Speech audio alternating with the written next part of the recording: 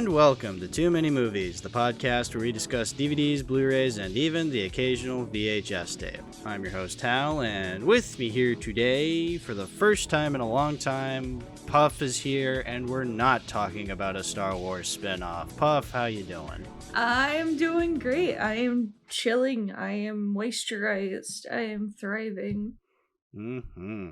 Moisturized. That's the opposite of what we're talking about today. I'm what they call water fat, in the Dune universe. Spoilers for what we're talking about today. Yeah, so, Puff, you have been wanting to talk about the Dune movies forever. Originally, we had this all planned out. We were going to talk about a bunch of Dune things leading up to Dune Part 2 being released in November.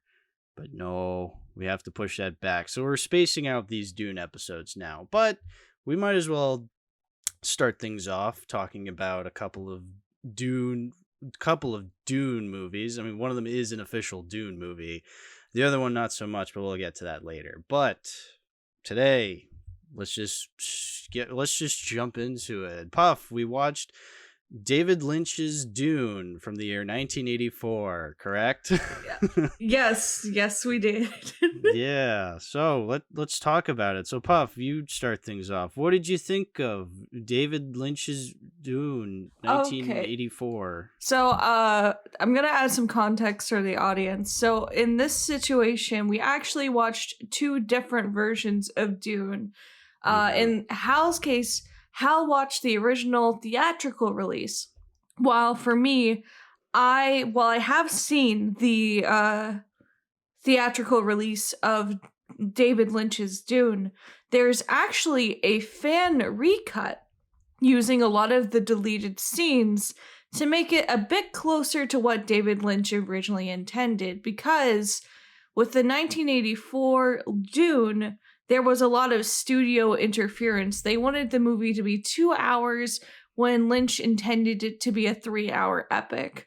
And so it really depends on which cut of Dune you're talking about that my opinion changes, because the original theatrical cut, I kind of hate it. I think it's bad. I think it's nonsensical. It's like a Family Guy funny moments thing for Dune, almost, if it was a movie in some ways, except it's not even like funny most of the time. and it's like a lot of times just completely off of like what the book was intending, or just some really like weird shit that we'll probably get into a bit later. But the Spice Diver cut, while definitely in some cases there's like a ton of extra exposition and stuff that you don't really even need to know about within the context of like the first Dune book if you're just gonna tell the story, and sometimes the exposition is a bit redundant because, well, you're editing already existing footage and you can't like take that exposition out sometimes. Right, exactly. But it actually makes the movie a lot more tolerable, and I actually understood a bit more why it has such a die-hard cult fan base when I've never gotten it before. And I don't like how David Lynch interprets the Dune universe, but with the Spice Diver cut, I at least appreciate its existence a lot more. Yeah, I can totally see that. Yeah, so you obviously go into these Dune movies and stuff we're going to be talking about with the context of the original books. I go into them without that original context. So it's interesting looking at this movie from that perspective. I feel like, even though I never read the original Dune books, I don't know if I ever will, I'm not much of a reader, but even I can figure out that this movie doesn't really do the books justice. Like, sometimes there's those adaptations out there that you watch, and even if you're not a fan of the original book, you can just tell that the movie's doing a shit job at adapting this story. Like your Artemis Fowls, for example. Like, yeah, I never read the original Artemis Fowl book, but even just watching it, I'm like, oh, this is not that, I'm assuming.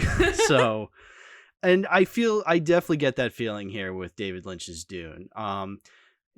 Just because, admittedly, it is a big universe. You're, adapting a whole universe worths of content and trying to fit it into a 2-hour movie, which you can't really do. Like, you gotta either stretch it out or maybe leave some things out that aren't entirely necessary. Like, it all comes down to pacing. And as you said, you're not even really a fan of David Lynch's perspective. So even if David Lynch got free reign on what he got to do, I mean, I highly doubt it would have ended up being something that you would have appreciated anyway. So it's just kind of a losing battle with this movie when you really get down to it. But yeah, with all that said, I will say I think this is a failure of a movie, but I do get some enjoyment out of it. Maybe that's because this is my 4th time watching it and I'm just kind of stuck with it at this point. But I also think there are some funny moments that genuinely do get a chuckle out of me and make me want to like revisit it from time to time. But yeah, not a great movie. It's really not. Like, no. I actually have a really funny story about this particular Dune before we get started. So sure. I've been a huge Dune fan since I was a little kid. I never read the book, but I watched the sci-fi miniseries, which we'll be getting to in a future episode. But my dad showed us this Dune because like he does like elements of this Dune. He just prefers the sci-fi one, which I don't blame him. But I remember watching it and I hated it. And I turned to my dad after the end of it and I was like, Dad, if I had not seen the sci-fi series, I would have not known what was happening this entire movie. And like I stand by that, because if you don't know what's going on like before you go into the Lynch one, you're lost. Sorry, that's why I did so poorly. Yeah, see, because when I watched the Villeneuve film, which we're not talking about today, again, future episode, but when I first watched that in theaters with the context of the 84 movie, I was like watching it and I'm like, oh, so that's what that was supposed to be. Like, I had a better idea of the context. I was just like, oh, this is what it's supposed to be. Whereas with the 80s movie, I'm like, oh, what's happening? What's going on? Oh, it's over now. Okay. It's like fucking fever dream. Yeah, fever dream for sure. So let's let me say my first note. I took a lot of notes for this movie, like a lot of notes actually looking at it. My first note, music by Toto. Cuz I mean, that is probably the best thing about this movie, unironically, is the music. Yeah. So I agree. Yeah, like I actually go out of my way to listen to a few tracks from the soundtrack, which is more than I can say for other versions of Dune. Like, it's genuinely good. Yeah, like you hear or you see like the words "music by Toto" and you're thinking of the Africa guys, and like Africa's a banger, right? But you're like, could these guys pull off a soundtrack? And they pulled off a soundtrack, so like it actually goes hard. Yeah, it does go hard. Dun dun. It's just like such grand epicness, and then they add in the guitar. You're just like, oh, it adds that 80s cheese to it. It's I really phenomenal. like the prophecy theme. I really like that one. It has just such a ethereal and like melancholy vibe to it. And like I just hear it and I'm just like, this would make an insane trance remix if someone decided to do it. Yeah, exactly. That's the thing about the music. You're just like, wow, this is so cool. If only I cared for what was happening, like as the with the scenes that the music is accompanying. If only I cared, then this would be an awesome movie. But I don't care. That's the biggest problem. My second note is we'll talk about the opening. So the movie opens with an exposition dump. I mean, as is typical of your typical sci-fi movies. I get it. but it's a character who barely shows up, staring into your soul, and is, for whatever reason, fading in and out of existence. Yeah, I hate that she's always doing that. Like, she does it, like, I think, like, what, 3 or 4 times in the theatrical cut? Like, something like that. And then she goes, like, oh, I forgot to tell you. So she fades back in one of the times. Well, see, if she's going to fade in and out of existence, if Princess Irulan, because that, am I saying that right? Irulan. Yeah. If Princess Irulan, well, first of all, why is she the one, like, giving this there's exposition? actually a reason for that. Okay, so in the book, every chapter is opened up with a quote from one of Irulan's books, talking about Muad'Dib or Arrakis or, like, anything going on during that time period. Right. Because, of course, after the events of Dune, she gets married to Paul, but, you know, he's like, you know, he doesn't really want anything to do with her. She's a marriage of, like, political circumstance.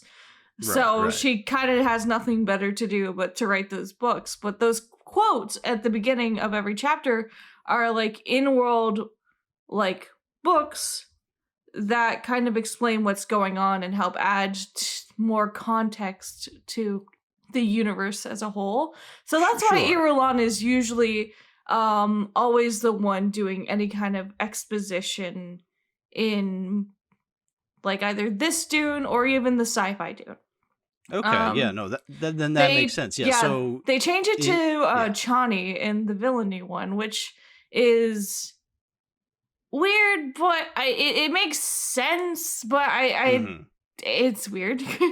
Yeah, but see, so it makes sense in the context of Dune as a story, because Irulan is the narrator, so to say.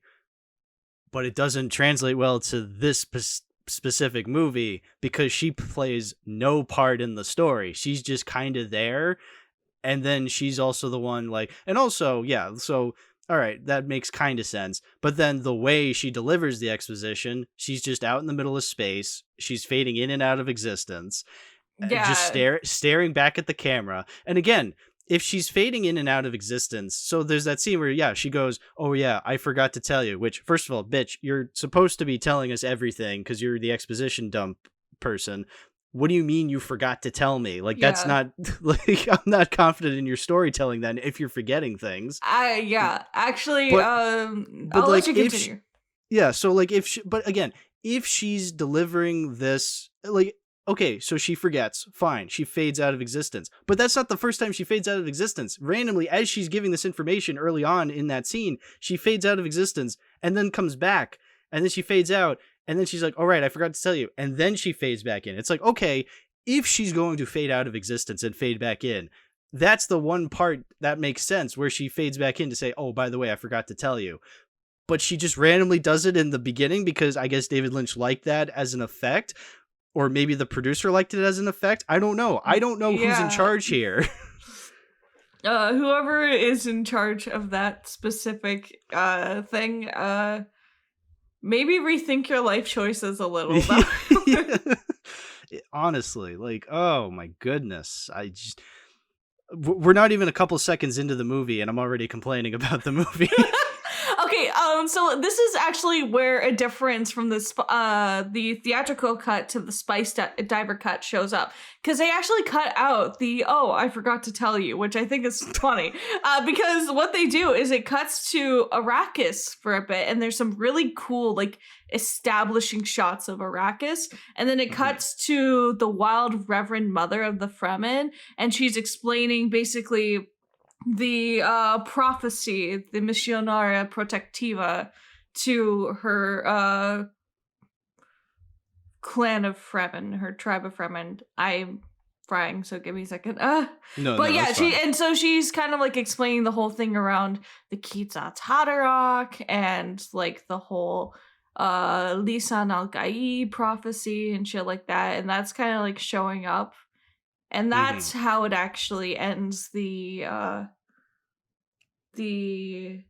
The opening shot, Yeah. the exposition scene. The exposition right, okay. scene. But then there's just like so much more exposition scenes after that, because what you run into after that is that you get the scene where the Reverend Mother of like the Imperium is literally like telling Paul what the Kizatz Haderach is, and so it's just like, yeah, I know this already. Thanks for telling me again. I don't, for a movie made in the 1980s, it sure seems catered to 2023 attention spans.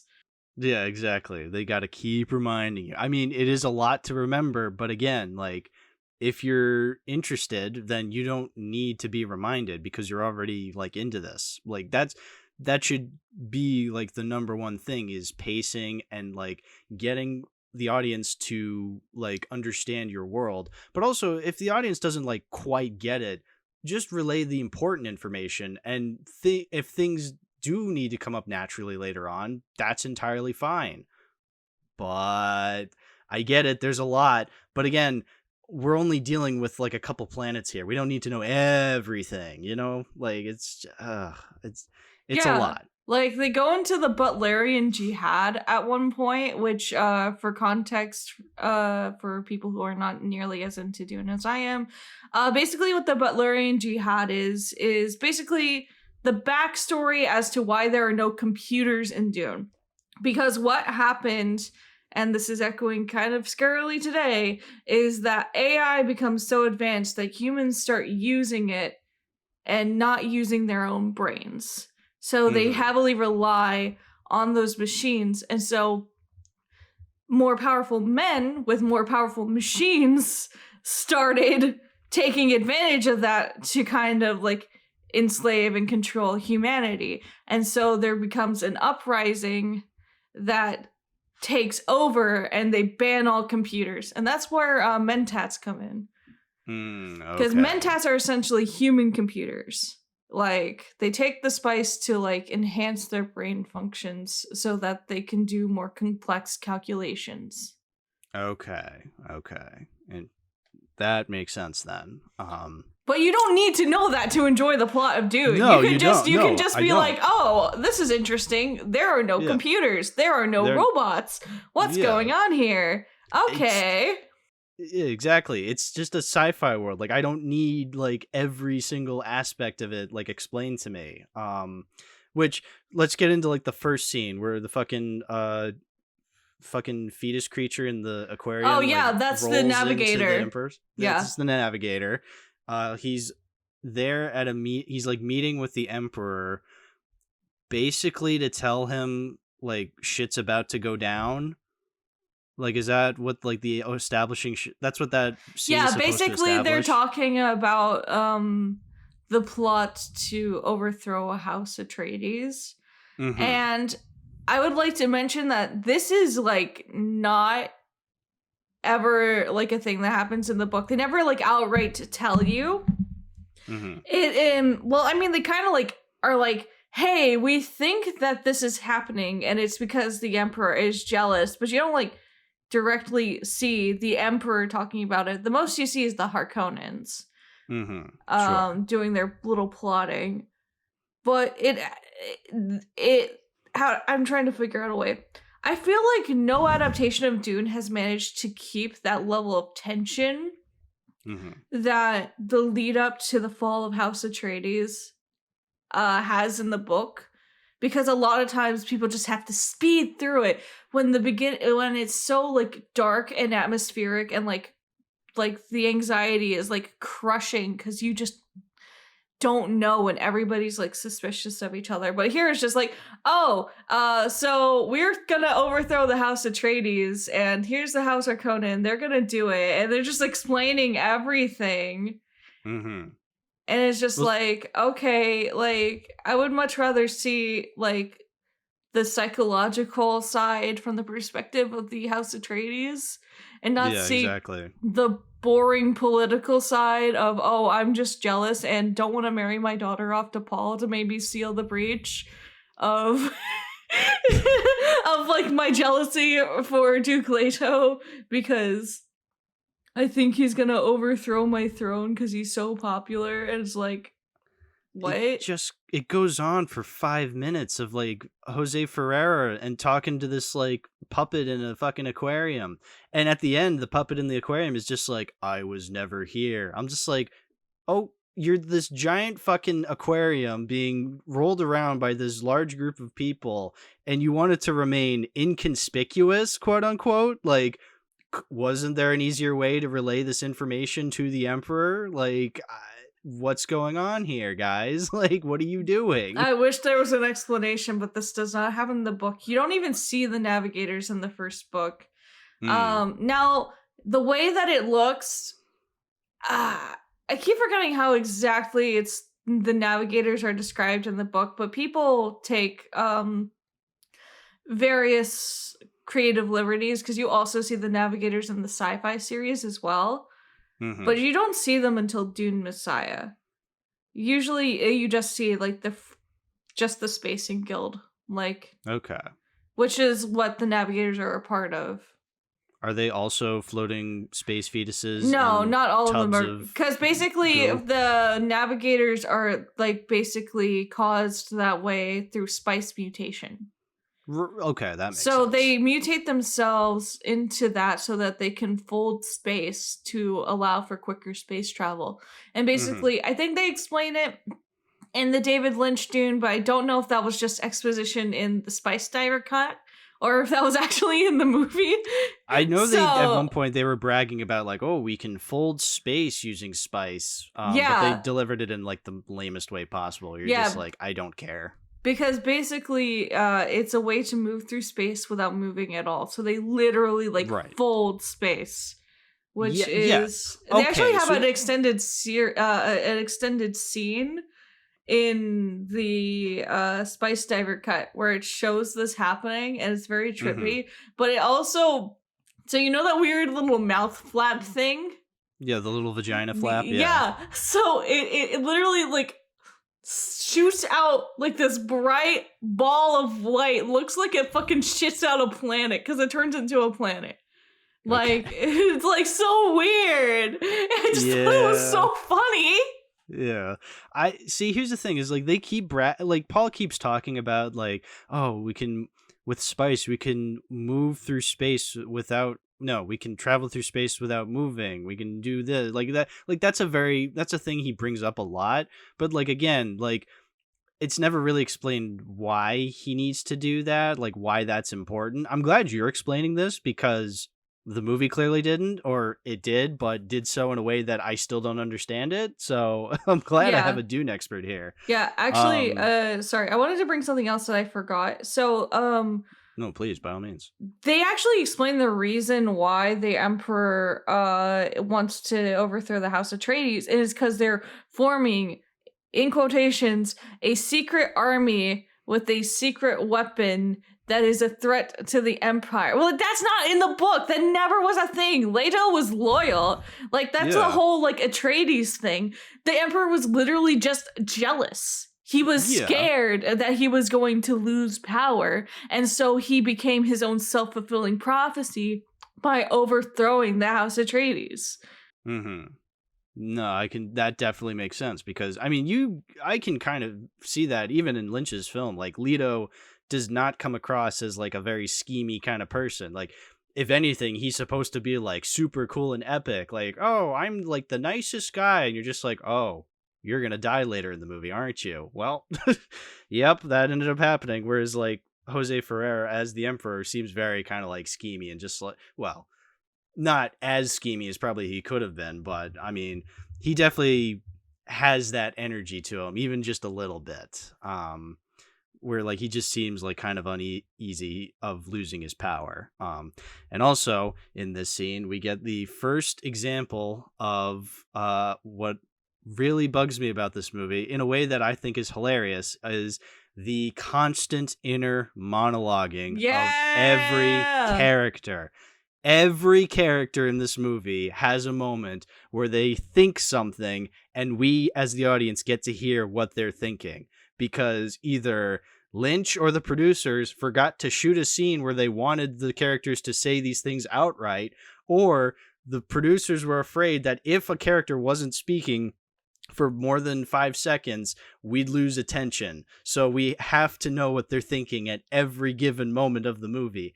It's fascinating. It's really quite something to behold. Just Okay, yeah. because like literally the alien fetus tube fucking the navigator like leaves in his giant aquarium, and people with translators, and literally within they're not even out the door, and you already hear the emperor going like, why would Paul, like, what does he say, like, why would House Atreides, like, Why would they want want? something No, like that? he said, "Why would they want me to kill Paul?" Why would they want me to kill Paul? And it's like, okay, first of all, you can get that like kind of confusion just from his face. Jose Ferrer is a classically trained actor. You can figure out what he's thinking just by his face alone, where he's like confused by something that they were talking about. It's like, okay, fine. But the fact that they have to go out of their way to announce to the audience, hey audience, this is what I'm thinking currently, it just boggles my mind that like, and that's not the only time they do it. As I said, they do it constantly throughout the rest of the movie. Oh yeah. Every second that a character is not talking, they're speaking in their mind, and we get to listen to it. Yeah. Like, so on the topic of this, so there is kind of a reason why this exists, because in Dune, there's like a whole thing about plans and counter plans, and so there's a lot of like sections where you're like hearing what's going through someone's mind, and it's not just like Paul, it's like the Lady Jessica or Baron Harkonnen, etc., etc. But that doesn't really translate well into a film at all. Now, sometimes it can, like, for example, Death Note, like the series Death Note is a lot of inner monologuing, and that's exciting. Even though that's a visual medium, a lot of that show takes place in the minds of characters, but that's because it's like written to be that way. Whereas here, yeah, like you said, so in books that you can have characters have inner monologues a lot more because, well, it's books, it's all written, it's all words. Like you kind of need characters to be inner monologuing. When you're visual, you can get away with not relaying every single piece of information. Like sometimes it's all in the performances. You know what I'm trying to say? Oh yeah, no, exactly. So also a funny story from the comments. I love the Spice Cyber fan cut. I think if it wasn't the Spice Cyber fan cut, it was a Lost in Adaptation thing I saw for that version of Dune, just to kind of jog my memory. And someone literally said, when I was a kid, I thought they were just speaking through telepathy. I didn't know nobody could hear them. I thought it was just telepathy. Yeah. I mean, and again, sometimes you need to, sometimes some information is, valid. It's just the majority of information not spoken is not important. There's a scene where Lady Jessica is, I think it's before the pain box scene, where she's like, tonight I may lose my son. One, she looks so bored to be saying that, like, or thinking that. She's just like, oh, I'm losing my son tonight. Oh, well. But it's just like, okay, this does not match at all. Like, it's really awkward. And then there's that, oh, God, there's that random scene. Oh, there's like another one. You know what? If we get to it, we'll get to it. I'll probably remember it later on. But well, actually, before we get to the pain box scene, can we talk about the scene of Paul fighting, what is it, Gurney, Patrick Stewart's character? Oh, yeah, the Roblox hitboxes. They look like Roblox characters because they hadn't really perfected the effects at that time. Yeah. No, you know what the thing that's funniest about that effect is that it's not even close to canon as to what shields are. Shields in the Dune universe, you can literally barely tell if someone is wearing them except for a faint glimmer around their body. So the fact that they made these huge fucking Roblox hitbox fucking ass things, wild. It just makes it funnier. It makes it funnier. Yeah. Because like the other option would have been cheaper. Yeah, just say, oh, I'm wearing a shield now. Like, I'd buy it. Like, if a character is just like, I'm wearing a shield and there's no effect on them. It's like, whatever, sure. Also, I'll buy it. Really quick question, because there's also an I think in the Spice Cyber fan cup, there's an extended version of the scene with like like a fighting robot. Like it's not a humanoid one at all. It's like Is it the golden rod that looks like a C-3PO dildo? Yeah, that that's one. in the theatrical Okay, cut. I wanted to ask to make sure because like I didn't remember it, and I was just like, oh, this is weird. Also on the topic of that, so the fucking gun. The fucking sound gun. Okay, you need to understand, as a Dune fan, this makes me really mad. Because oh boy. They call this the Weirding Way, but it's not the Weirding Way. The Weirding Way is a Bene Gesserit martial art. Yeah. That basically uses your perception of reality to allow you to move and attack faster in close quarters combat to the point it almost appears like you're teleporting. And they turn it into a sound gun for men. And it's like, what? This is what? Because you wanted the space guns? How would this even work in universe? Because you can't use guns against shields. If you use a laser gun against a shield, it will not just kill the person in front of you, it will kill everybody in the fucking room, including you. There's no, the shields make it impossible to use guns in combat, which is why they usually rely on shit like swords and knives and daggers in the Dune universe, because you cannot feasibly use guns in battle. But no, we have to have a sound gun that can apparently pierce through shields so we can appear like Star Wars, because honestly they made this movie to compete with Star Wars and the whole Star Wars phenomenon, and I think that explains so much weird shit about this movie. And a bang-up job they did fighting Star Wars. Yeah. Well, that's the interesting thing. He keeps saying the Weirding Way. So when he's fighting the C-3PO looking rod hanging from the ceiling, that's like, like supposed to be like fighting him. So when he's shooting at it, he's using the Weirding Way, right? At least in the context of like that movie, that's what they consider the Weirding Way, because Paul does teach the Weirding Way to the Fremen as well to help them in combat against the Sardaukar. But in this, he gives them the guns and they're like, this is the Weirding Way. And it's like, no, it's not. Yeah, no, it's not. Well, see, that's what I'm wondering, because like he's fighting the golden rod with the gun at the beginning, but I don't remember him like shouting in the same way that he shouts later on. Like I thought, it's only when he starts using the Bene Gesserit voice later on when like he starts to like. It doesn't even have to do with the Bene Gesserit voice when it comes to it doesn't? You just speak into it. He never teaches the Fremen the voice. Okay, yeah, no, well that's what I kind of thought he was trying to do, and I'm like, dude, why are you teaching these people that? Like, isn't the Bene Gesserit like? I don't want to sound like a complete normie when I say this. Like, please bear with me, but they're kind of the Jedi of this universe, where it's like a certain group with like magical powers. Like not everybody can be a Jedi. Not everybody can be a Bene Gesserit. Well, I definitely agree that not everybody can be a Bene Gesserit. They're not really like the Jedi. They're not born with special powers. No, it is purely through training and the spice. Yeah. And honestly, the Bene Gesserit aren't just like special witches. They're like, there's like so much more to them. Like they are they're basically controlling the genetics of like the entire royal houses to breed their Kwisatz Haderach, and including doing shady shit to make sure that the gene pool will stay intact, or like to encourage certain genetic mutations to take place.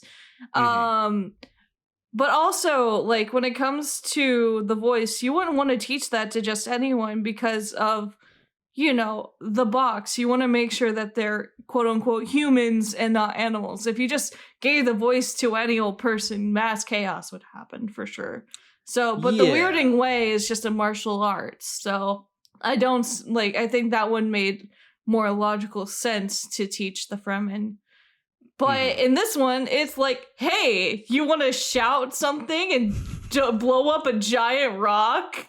Yes, this is the Weirding Way. This is, and then taking it completely away from the Bene Gesserit too. Like it's an Atreides invention. Like, listen, the Dune universe is already a little low key sexist, but this is like way out. You know what? See, like I thought they were one and the same. Like where like the Weirding Way was part of the Bene Gesserit like voice thing. Like it's just one of those like it's not quote unquote powers. Okay. Good job, Dune. You made me more confused and made me look like a fool.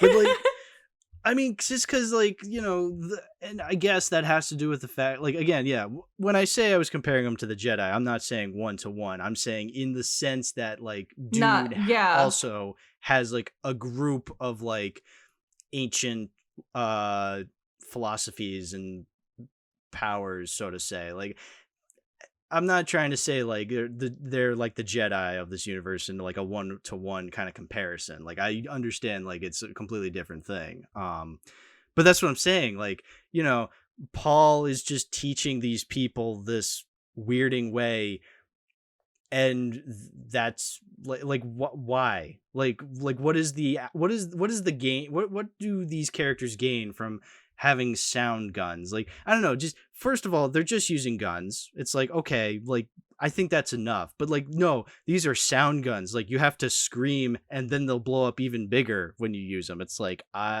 what? Like, that's stupid. Or you know what was even stupider? The part at the end where he like kills Fade Ralpha with just a word, and they're like, he didn't even need to use the gun. Like, what? Okay, then yeah, like, cut out the middleman. Just scream. Like, why do you need the gun then? Like, for real. Oh my goodness. Yeah, speaking of Fade, there's that one.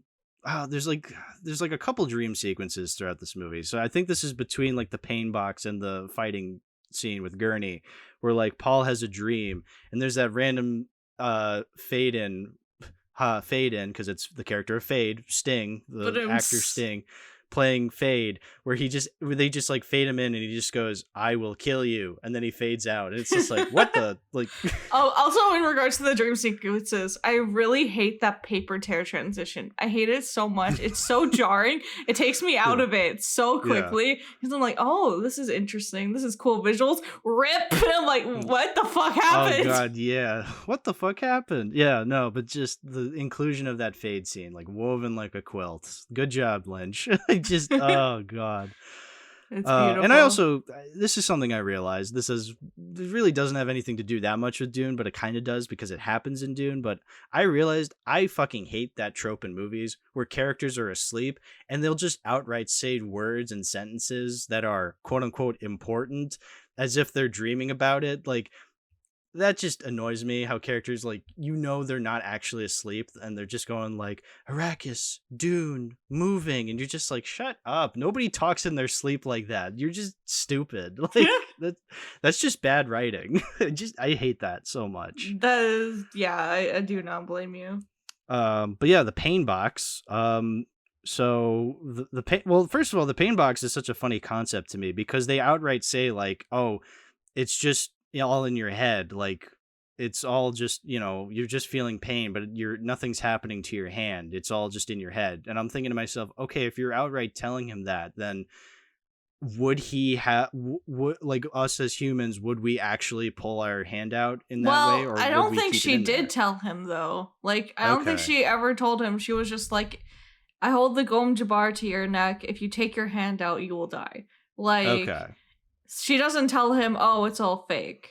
Like, maybe he might know, but even then, you also need to understand that the human mind and its reception to pain is such an instinctual thing, and that's what they're testing for. It's not just about how much pain you can withstand, but how much you can control your instincts. Okay, yeah. So that's even if you know that nothing's going on with your hand, if your hand feels like your skin is peeling off and you're on fire, I would instinctually take my hand out. I would be be like, ouch, owie. I would pussy out. I would die. I would feel like the moment it starts feeling it's burning, like if I was like touching a hot oven, and I'd go, owie, and I'd pull it out, I'd be dead. Yeah, no, that's true. That's true. See, that's what I was thinking of, is like, okay, I know this is fake, so would I pull away? Or like, because like I have no idea in the moment, because I don't know if you could really simulate that kind of stuff. But it's such an interesting idea. But you can simulate it, but with period cramps. Okay, well, there you go. And also I think it's in this scene is the Reverend Mother uses the voice, and then Paul spells out for the audience that she is in fact using the voice.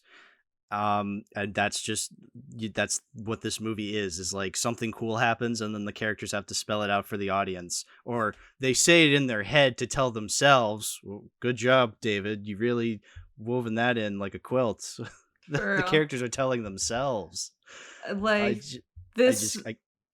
this movie holds people's hands. It treats the audience like they're idiots, and in some cases I would say that makes sense because Dune is such a weird and complex universe. But I think this takes it to an extreme.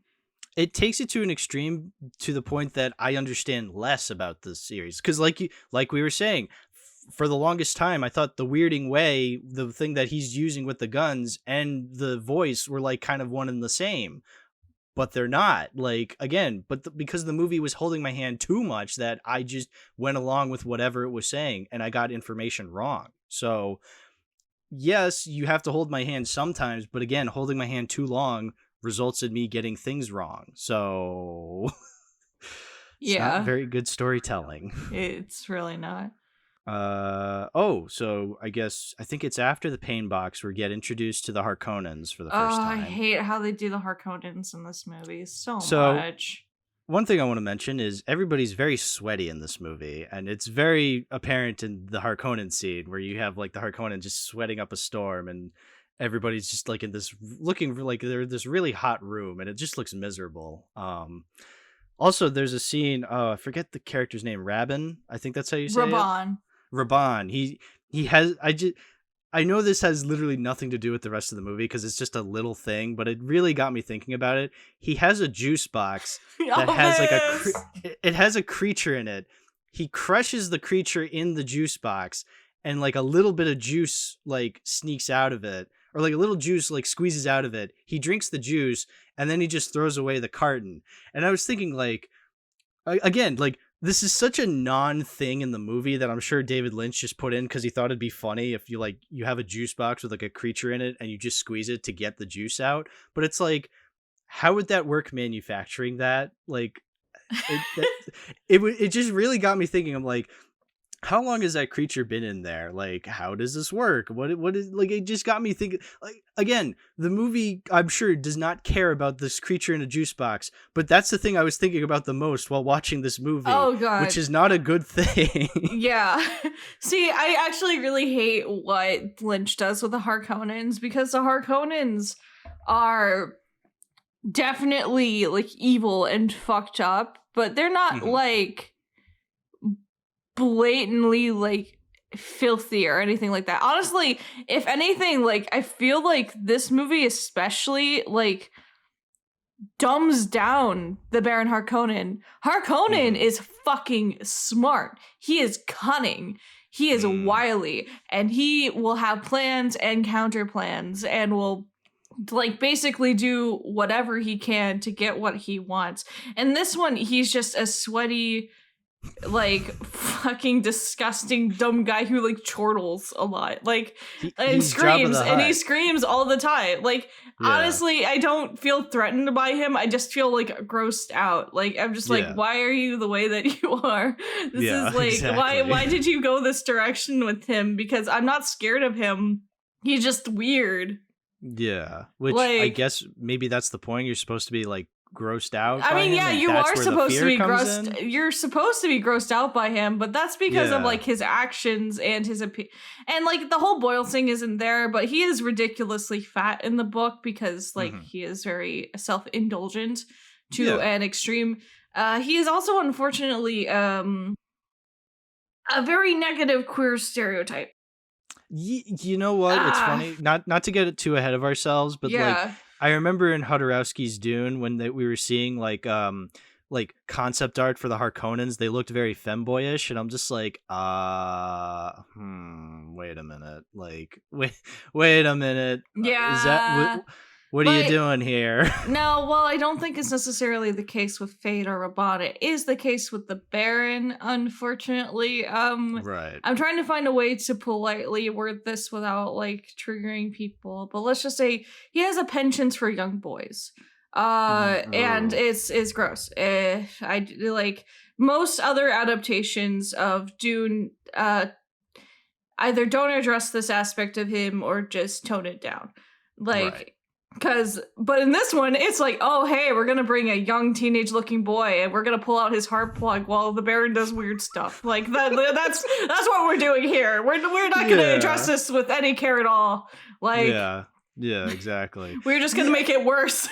Yeah, we're just gonna make it worse. And the other thing that really bugs me about that, how he just like takes this random teenage boy and just rips out like the heart thing and starts like doing weird things with him, and then like he throws him on the floor and it's obviously dead.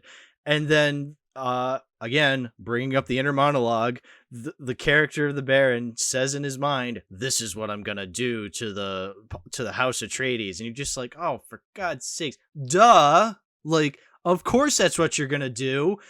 Like, you just spent the past 10 minutes of this scene talking about how you're going to take him down. Like, and then you destroy this child. Like, okay, I can kind of figure out that you're the bad guy, but no, we have to spell it out for the audience. Like, this is what I'm going to do to the House Atreides. It's just like, fuck you, dude. Fuck you.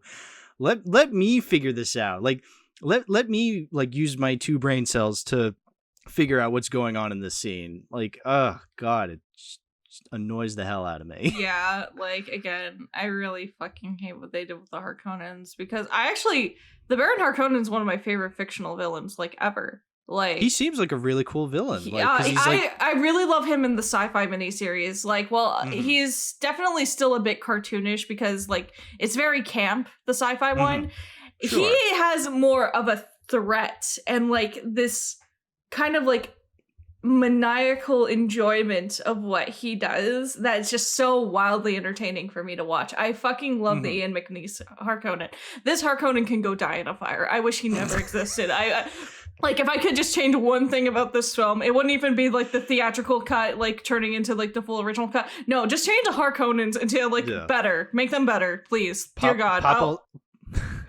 Pop all those zits and throw them into a sandworm. Like, yeah. Actually, doesn't he die in this movie by getting eaten by a fucking sandworm? That does not happen in the book. Yeah, spoiler alert. Spoiler alert for like Paul's a 50-year-old movie or whatever. Paul's little 2-year-old sister, who looks like a 6-year-old, like does like pulls out his tubes, and then he goes flying out into the Dune planet and gets eaten by a sandworm. Like that's how he dies in this movie. Well, like part of it is like accurate to the book. It's definitely not like that. Yeah. I just, oh boy.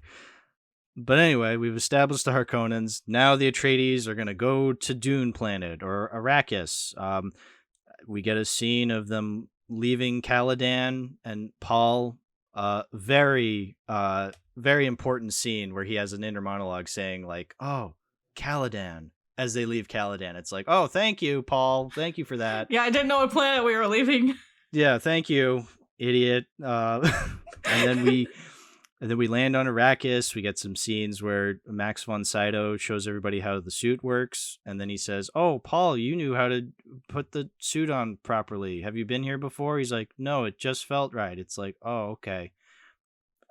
Moving on. Like, okay. And then like, is that in the book where like you have like scenes of him? Like, okay, so like, you have a scene of him like him knowing like what's going on, and part of it has to do with his latent prescience. So, and also his extensive research of the Fremen. Because he had been researching Dune and the Fremen long before he ever arrived on Arrakis due to his dreams. So it's one of those things that is there to plant the superstition in the minds of the people around him, while he was just like, oh, like I just, you know, it felt right. Like I looked it up, you know, but he doesn't mention it. He's just like feeling cocky that day. So he did basic research, but his dad didn't, because his dad didn't know how to put on the suit properly. It's like, aren't you taking over this planet? Like, I just don't think he was like focusing on that because he was too busy with the other shit going on. Yeah, I guess, yeah. And it was having other people research the Fremen for him, like Duncan Idaho, who barely shows up in this movie, despite being... Actually, the thing about Duncan Idaho, which you'll find out, is that Duncan Idaho is actually a really important character in the Dune universe, but you would never guess it from the first book. And you wouldn't guess it from this movie because he shows up like once and does nothing. Yeah, he shows up once to be like, "Hi, Paul," and Paul's like, "Hi." And then they move on. It's just like, oh, we established our relationship. How great. Like, I mean, I don't know how well the Villeneuve movie does it, but I remember the Jason Momoa does it a lot better. Like, because it's more accurate to the book, where it shows their relationship and how dear they held each other. And then when Duncan dies trying to save Paul, which you don't even see in this movie, it's like a really devastating moment for Paul, and you can tell that it is. Yeah. Like, so you know that he means something to Paul, even if you never got to see the depths of their relationship. You know that this is someone who meant a lot to him and that this loss is really dear. Yeah, whereas here, Duncan dies and you're like, oh, sucks. Doesn't even show him die. It's just like he shows up once and then you just assume he's dead. I think there is a scene where he does die, because like unless it's a different character, but I'm like really pretty sure he dies, and it's supposed to be played for sadness, but again, we only had one scene or two scenes with him, and they didn't really establish much of his character and relationship with the other characters, and so you're just left thinking, oh, whatever. Like, I think you feel more for Dr. Yue when he dies, and he's the traitor essentially. I think. He is the traitor. That's another character I'm sure like doesn't do well, which is a shame because he's played by Dean Stockwell and he's a great actor. I love Dean Stockwell. I mean, there's not really much to Yue to like get wrong, because his general motivations are stated so clearly. But one of the things that no adaptation has done with Yue that I've seen is there's actually quite a bit of time spent with Yue in the beginning, because like who the it's a bomb under the table situation where know who the traitor is, but the Atreides don't. It helps add to the tension, but you also get a lot of these moments where Yue just feels so guilty all the time. He actually has a conversation with the lady Jessica about his wife, which I think is kind of in this movie, but it's like skimmed over very quickly. It and is. Also, there's also a scene where he gives Paul the Orange Catholic Bible, which is essentially like the Bible, but it has newer stuff because space. And space. Basically as a way for him to feel better about himself, that hey, I may have betrayed you and you're probably gonna die, but at least I gave you God or something. Like, it is, but it's also like really sad. Well, he really cares about them, but he also loves his wife, and that's how he's able to overcome his imperial training, because he's not supposed to be able to betray them. Well, yeah, see, that's interesting, because there is that part where I don't know, Jessica is suspicious of him, but then she sees the little mark on his head and she's like, no, that means he has he has the imperial training seal of approval or something like it's that. So imperial conditioning. Imperial conditioning. He couldn't possibly betray us. It's just oh, why are you establishing this now after we already know he's a traitor? I don't know, it's just such a weird if anything thing. If you're going to do that, you want to build it up as a tragic thing. They literally broke him into betraying his house, even though he never wanted to. He loved the Atreides. Yeah, exactly. But again, we don't get that. We get that sort of because, again, we're told that he's been imperially conditioned after we already know he's the traitor, and then he dies. Fucking Harkonnen and Peter. I know it's Piter. Not Peter. It's Piter. It's Piter, Brad Dourif's character. Yeah, I know when they kill him, and then after that, you get the scene of Jessica and Paul in the ship, and they see his marking, in the corner somewhere. Realistically, they just so happen to be looking up there, and they're like, "Oh, there's a mark there. That means Yue was not entirely a traitor because he gave us these suits." It's just what? Okay, I guess he wasn't entirely a traitor. He loved you, I guess. Again, all these important aspects of his character are delivered after the fact when they should have been before, Yeah, I do But, agree. I mean, I- they did also. I can't remember if he managed to tell them or if they just came across it and he just hid it in there. But I think there is a moment where he goes and he's like hiding it in the books. But don't quote me on that. I've only read the book twice. Yeah. Like, I mean, I know he tells Leto this. He's just like, "Don't worry, your son and wife will be fine." No, not his wife, because he never married her. concubine. Concubine. But yeah, no, he tells him like, don't. He tells Leto, so Leto knows, but they don't. But they see the symbol in the ship, and that automatically tells them, "Oh, well, Yui helped us." It's like, oh, okay. Again, like, I get it. There's like a million characters in this book, so not all of them are going to get equal screen time, but there are super simple ways to make us care about these characters, even if they're only on screen for a couple of minutes, you know? Yeah, speaking of characters who are on screen for a couple minutes, the shout-out Mapes barely shows up in the theatrical cut, but there's actually an important scene with her that I think shows up in the Spice Diver cut where she shows Jessica the Chris knife. Mm-hmm. Is that in the theatrical cut or am I misremembering? I'm trying to remember, who is this character? She's like the housemaid. She's the housemaid. Right, the lady from NCIS LA. I don't remember her being that important. I think she warns Paul something, and then her next scene is she's dead. Oh, Yeah. wait, no. So that when like Dr. Yui is like showing him, he's like, oh, he's showing Lady Jessica a bunch of, the maid service, a bunch of Fremens, being like, oh, these will be your maids. Like I'm gonna put this gun up to them to like kind of scan them to make sure they're loyal to the Empire or something. And then one of those characters is the tiny woman who's there to like warn her, and she says in her inner monologue, "Lady Jessica, I must warn you of this blah blah blah." And then she goes to Paul, warns him, because that's when he's dealing with like the hunting needle. Okay, so they definitely did not include that, because I actually wanted to mention something about that scene, but I might save it for the Villeneuve Dune, because I know that one actually keeps it in. But I just wanted to mention that was added into it, and that's kind of like a important scene when it comes to like the themes of Dune. Mm-hmm. Yeah, that sounds it. But yeah, I guess I'll leave that for a future episode. I don't want to leave all of my what's in the book for this. That's fine. We can mention that. Speaking of that scene when he's like getting stalked by that like hypodermic needle that's going to kill him, he's just like, it's too dark in here for it to see me. Meanwhile, it's perfectly lit room, but whatever. Before we move on, we might as well mention the scene when, they're flying over and they see the sandworm about to eat that spice miner machine. That's David Lynch on the he's the guy they're talking to in the miner machine. He's the guy like who's all like dirtied in the face. He's just like, "Hey, it's me.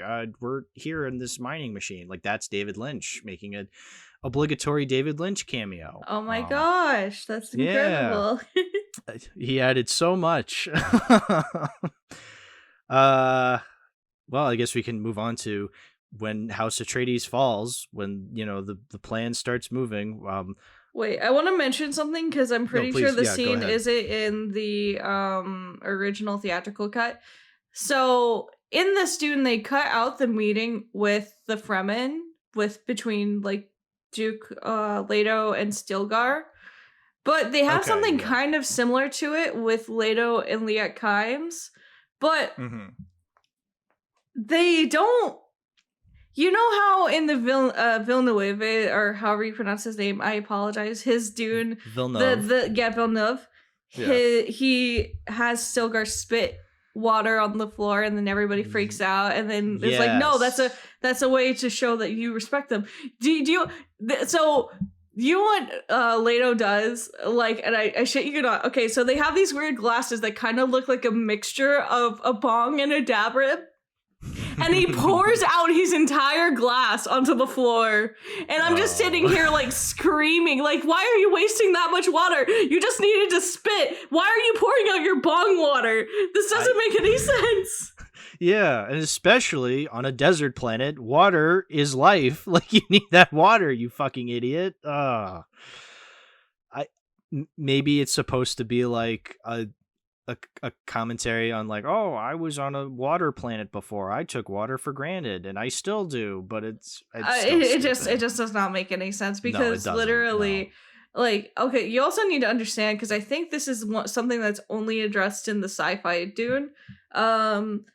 There's a dinner scene that both the Villeneuve and the Lynch one cut, and it opens with like all the royal or higher up people washing their hands and then splashing their water from off their hands onto the floor, and then the maids fucking wipe that shit up with their towels, squeeze it, and resell it to people outside.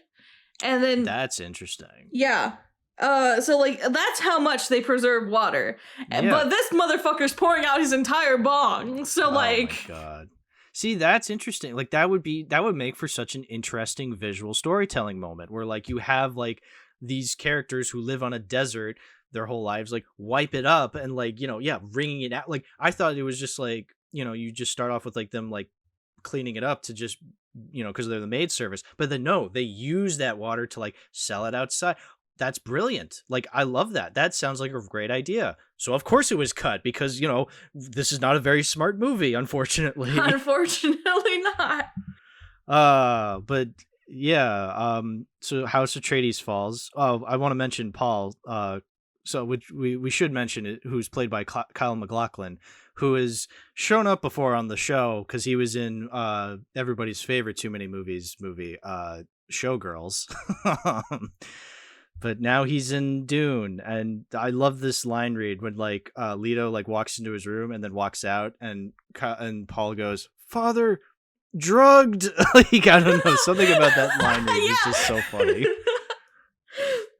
No, that was very great. Also, on the topic of the House Atreides falling, I really hate what they do with like the poison tooth scene with Leto. I honestly think Villeneuve's Dune is the only one that does that scene right. Because there's multiple people in the room, not just the Baron, no Fade, he's not there. And so, like, it's this whole event. And basically, that poison tooth is so noxious that it kills everyone in that room. They shut the doors to try not to kill anyone else. The only reason the Baron survives, and barely, is because he uses the hover shit on his fucking suit to go into a high corner. Mm-hmm. But in this movie, it's just like he like coughs on the tooth or chomps down on the tooth, coughs it up, and then it does nothing to the Baron. He like kind of just dodges. He just like kind of like does a dodge, and he's like, "Ha ha ha! I win! I am amazing!" But like he's barely alive at that point. Like he should be like on death's door. He should be fucking like coughing a lung out or something. But no, he's just like doing his corny evil villain shit. Well, no, so like he's not even near Leto. Like he approaches Leto and then goes away when Piter like approaches. But for some reason, Leto's just like, oh, the Baron's in front of me, even though he wasn't at all. Like, I don't get that. And then, he chomps down his tooth and, like, burps in Piter's face, and Piter dies. But, like, the Baron's just fine. He's just like, oh, haha, look at me, I'm alive. That tooth honestly should have killed Harkonnen, but he managed to think quick enough that he managed to save his ass. And I guess so. But no, in this one, and honestly, also in the sci-fi Dune, they really like they nerfed that poison tooth. They nerfed it in the patch notes. They just took all its stats and just turned it down. The tooth. Remember the tooth. Remember the tooth. Oh god. Oh, and here's another frustrating thing. So, well, actually, this is actually really cool thing I kind of liked when Harkonnen just like spits on Lady Jessica and goes, "What a luxury!" Like that scene goes hard. Actually, that does go hard. Like especially in terms of the fact that he's sending them to die in the desert. Like, well, here's the thing: like so Harkonnen goes, all right, kill them. Like he like says it as in like, all right, what are you guys waiting for? Kill them. And it's like, okay, great, kill them. No, we're gonna put them alive on a ship and then we'll kill them out there. There's a reason for that though. It is because he promised to not kill Jessica or Paul. Specifically because the Bene Gesserit requested it of the Emperor. That's basically what they meant by, we will try to save you, but we cannot save your father. Okay. So like the idea was like at least they would be like a rogue house or something like that. But of course, the Baron, being the Baron, wants to kill all the Atreides. So he's like, well, okay, I won't technically kill them, and I'll be able to pass that if I'm asked by a truthsayer. But if I leave them in the desert with nothing, they will die anyways. The desert will kill them for me. And that's actually how Liet Kynes dies. They kind of get into that with this movie, but they also... How do I put it? Fuck it up. Yeah, because there's actually a really cool scene with Liet Kynes wandering through the desert where he hallucinates the voice of his father and starts to understand the ecology of Dune before getting eaten by a worm. Like everything like clicks with him, and it's actually a really cool scene. But you know, the only one that kept that in any degree is the sci-fi Dune. They don't go into the hallucination part, but they definitely keep that scene. Because in the Villeneuve one, Liet Kynes dies in a heroic way, sacrificing herself to a worm. In this Dune, he's just sent out to the desert to die, no context. And we never see him again. We never see him again. And then we get something similar to that scene, at least in the sci-fi Dune, which it's kind of why I appreciate all these different adaptations of Dune, because we get different stuff for each one and different interpretations and aesthetics that are reflective of the sci-fi tastes of their time. And I kind of like that a lot. Yeah. No, yeah. I like how every time we're bringing up like a moment in this movie, like we're kind of comparing it to the Villeneuve film and the sci-fi series. Again, the Villeneuve film I haven't seen in a couple of years, and the sci-fi series I have not seen yet. Not yet, Minion. I cannot wait to talk to them about that too, because nobody watches that one. Nobody talks about that one, and I'll try not to get too excited about talking about it now. So yeah, we'll save that for later. But I will say now, Jessica stabs the driver of the helicopter they're in, and Paul's inner voice has to say, "Oh, it's a poison blade," as if getting stabbed by a regular blade wouldn't kill him. Just such an unnecessary another one of those unnecessary things where it's like, no, this is a poison blade, so he'll die twice, I guess. Great. And then this is when we're starting to get into when he finally meets the Fremen, which in the Villeneuve film, that's towards the end of that film because it's paced better. Here, we're halfway through the movie and we still have to go through a lot of him establishing himself with the Fremen. But again, this is only 2 hours long. The Fremen just kind of accept him because the pacing called for it, which is really, really stupid. Well, I mean, they kind of accepted him because they believed that he was their messiah. Like, they had their suspicions, but weren't completely sure. But because of his fight with Jamis, they were basically like, well, he's strong enough to be part of our tribe. Let's just take that risk and go with it. But in this one, everything feels really rushed when it comes to the Fremen. Yes. But I want to backtrack really quick. No, go ahead. And talk about the Thufir Hawat subplot that shows up only in this movie. Yeah, interesting. This is something that happens in the book and is kind of an important subplot, but it's definitely the one that's easiest to take out because, well, there are definitely moments where it becomes important. It's not like if you take it out, much will be changed. But basically, since Piter dies and Thufir Hawat is such an incredibly talented mentat, what the Baron does in the book is that he basically introduces a poison into Hawat's blood that if he doesn't eat the antidote within his food, he will die. and it can't like fully be cured. It's just like if he doesn't get it, he will die. And they managed to get him on board with working with them because they convinced him that Jessica, because through the whole beginning, he suspected that Jessica was actually the traitor, which is not true. Mhm. But they convinced him that that was what happened. Mhm. And so Right. in his quest to get revenge, he decides to become their mentat and begins trying through various manipulations to distance Fade from the Baron Harkonnen so it's easier to destroy both. And Okay. so there's some important scenes that happen with that subplot. Maybe that might show up in Dune Part 2 because they're incorporating characters that have never shown up in Dune adaptations before. So it'll be interesting to see what happens in Part 2 if they bring that subplot into play. But Villeneuve caught a lot of subplots in Dune Part 1 that I'm not holding my breath. Right, exactly. Yeah. But you need to know.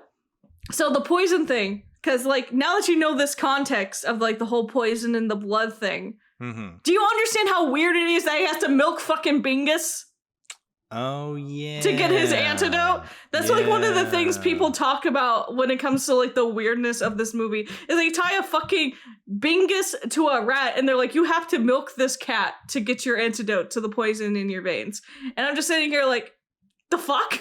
Where did you get like the whole idea when it came to like the Harkonnen plan was so brilliant because he wouldn't be able to just like steal the fucking cat. Like, you know, they had the antidote and it was given to him in his food. Most likely he might have known that he was poisoned, but like he wouldn't know like what or how it's being managed. So in this case, they're like, "Oh, we're just gonna tell you it, and if you manage to escape and steal the cat that has the antidote, that you have to milk out of it. I guess whatever." Like, Yeah. I don't get why this was a smart plan, other than just David Lynch wanting to do something weird just to be weird. He wanted to tape a rat to a cat and put that cat in a box, and because it looked weird, it's just like, oh. Yeah, isn't that gross? I guess.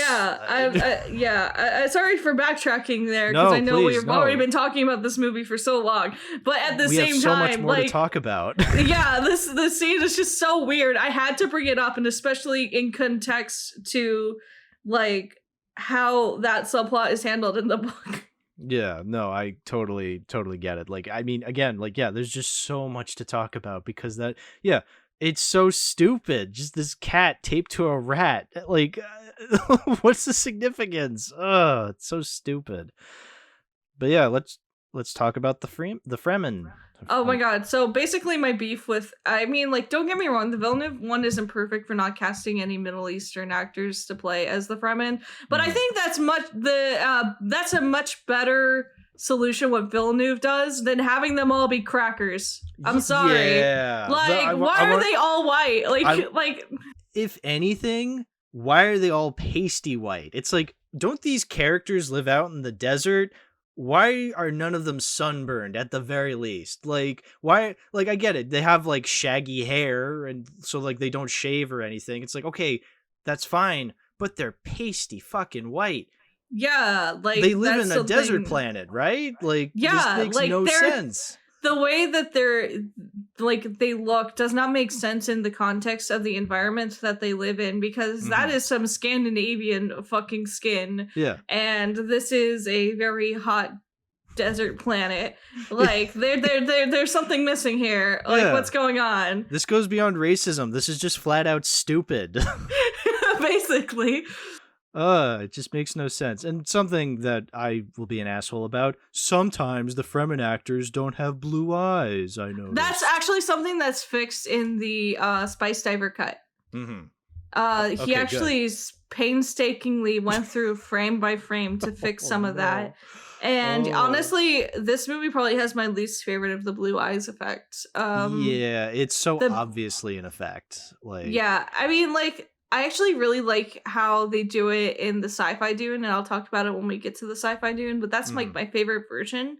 Yeah. And it makes me really sad that never really stuck because that's like my favorite aesthetic of like the spice mutation of the eyes. I think it's a really cool idea. Like, you're around this chemical or this element so often that it changes your like biological chemistry. Like, so then you develop blue eyes, whether you actually have the genes for blue eyes or not. Like, that's such a good idea. Like, that's such it's cool a mark idea. of spice addiction. So It's also a mark of spice addiction. Like, it's so many things. Like, it's a really neat detail that I like that they include.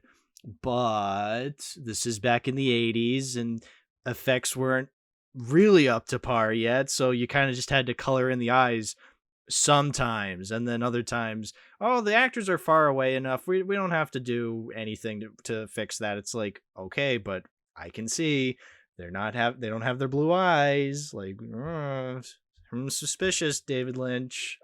No, I get it, but at the same time, like, why include that detail if you're not going to go all the way with it? Yeah.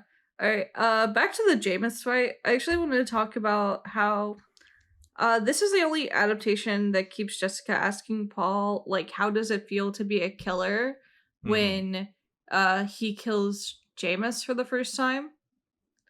Because in the book, she does it specifically to keep him from becoming a murderer, to remember how that first time felt, so that he would think wisely whenever he had to kill someone again.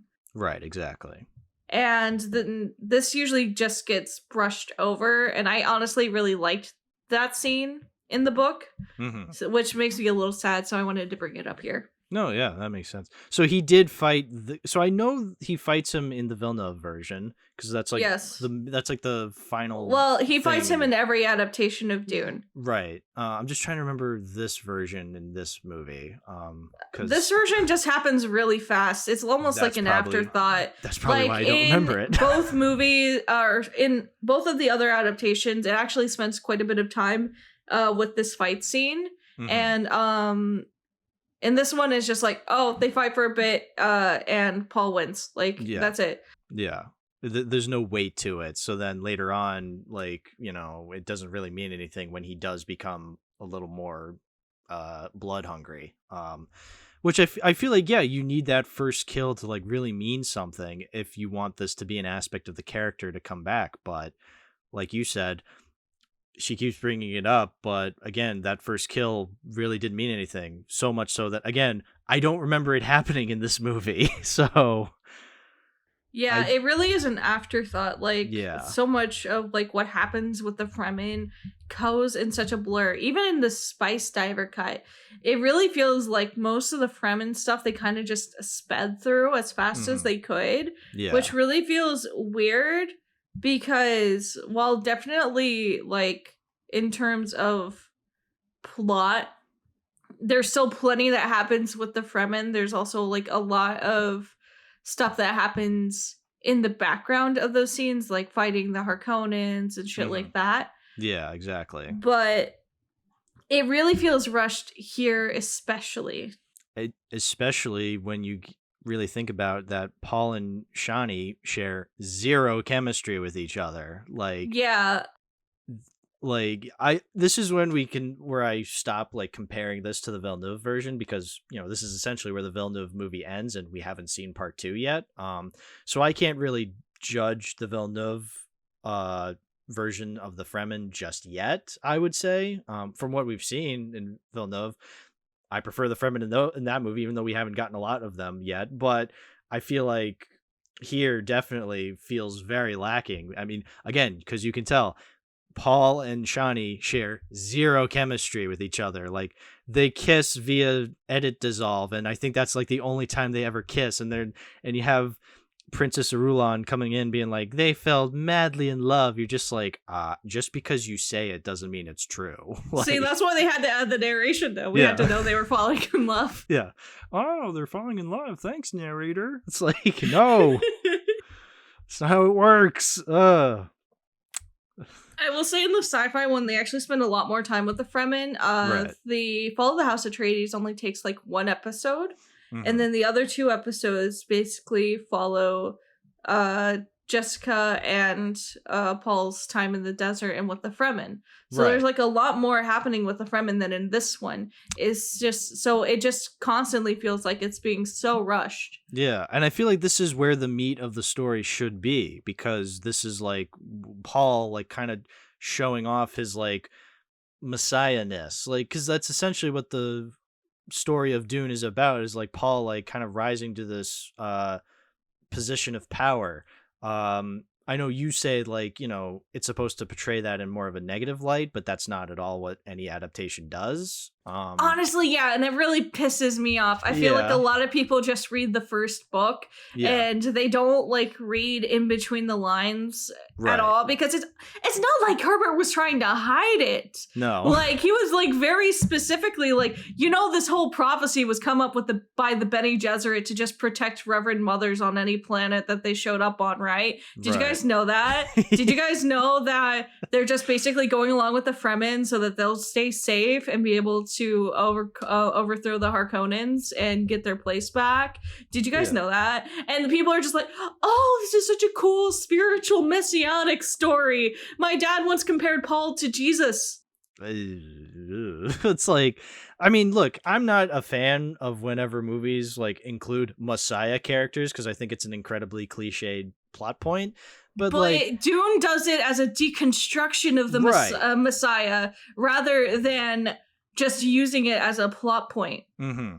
And I feel like, because I guess it's because this movie like kind of rushes through the Fremen stuff. Like, this is where you want to get more of that deconstruction of the Messiah in.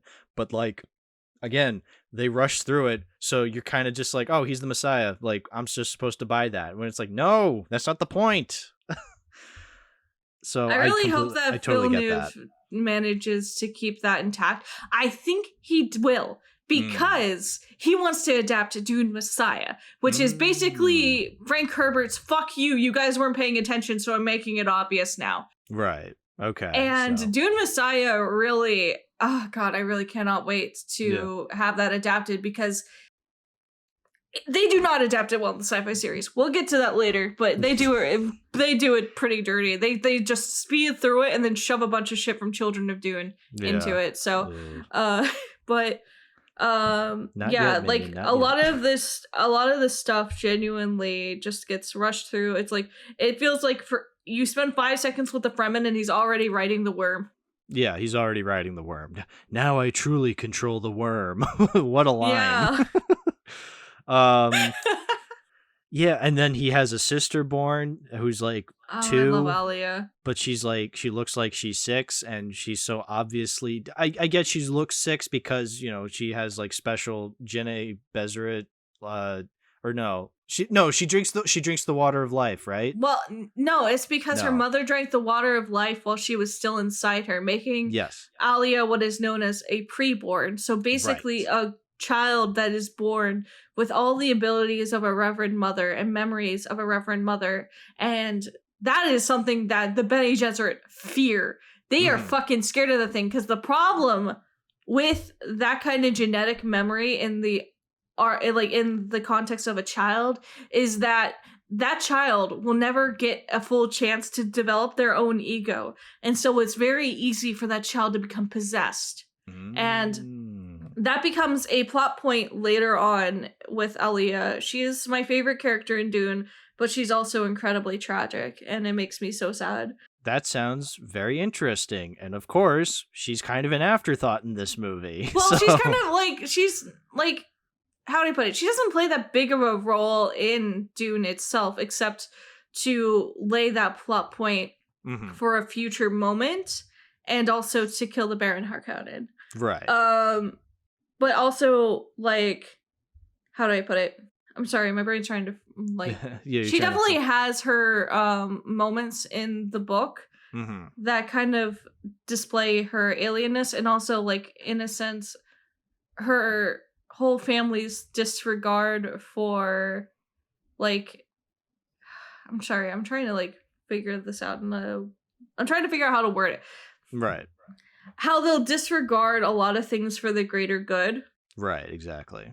Without thinking of, like, the after effects of what they'll cause, despite Paul's use of prescience, he over relies on prescience and locks himself into a path that he never wanted. Because he did not want the jihad to happen. Like, a lot of his time in the Fremen is him trying to specifically not become messianic at all. Right. And start the jihad. But he still wanted his goal of overthrowing the emperor and getting his revenge. And so he didn't care. Right. An aspect of his character that I don't get in this movie. Like, I never got the idea that he didn't want to do this. In fact, does he even have a motivation at all in this movie? Like, he kind of is just like, oh, this is what I'm doing now. It's like, okay, why? Like, because the story, that's how the book goes. Yeah, that's how the book goes. Oh, brilliant writing there, Lynch. Oh God, I just can't. But yeah, and then what is it, Alia? Am I saying that right? Alia, sister. Yeah, she's so obviously dubbed by an adult woman doing a child's voice. That's just something that I thought was really funny. I think that was probably the better way to go, though, because she basically is described as sounding like an adult woman with a child's tone. Because like she basically has the mentality of an adult woman. Right. And there's actually times where they talk about her laughing at jokes that she shouldn't be laughing at her age. Okay. And people getting weirded out by that, which I mean, I would be too if I was saying like, haha, 69 and a 2-year-old was laughing their ass off. I would be like, how the fuck do you know? I'm concerned. I'm calling your parents. Yeah. Get out of here. Yeah. No, but and you know what? Again, like the whole like lack of an ego thing. I like that, and that's why like and why the Reverend Mothers like fear that, and why the one towards the end is just like kill this child. She's an abomination. Yeah, because like that's basically what she is, unfortunately.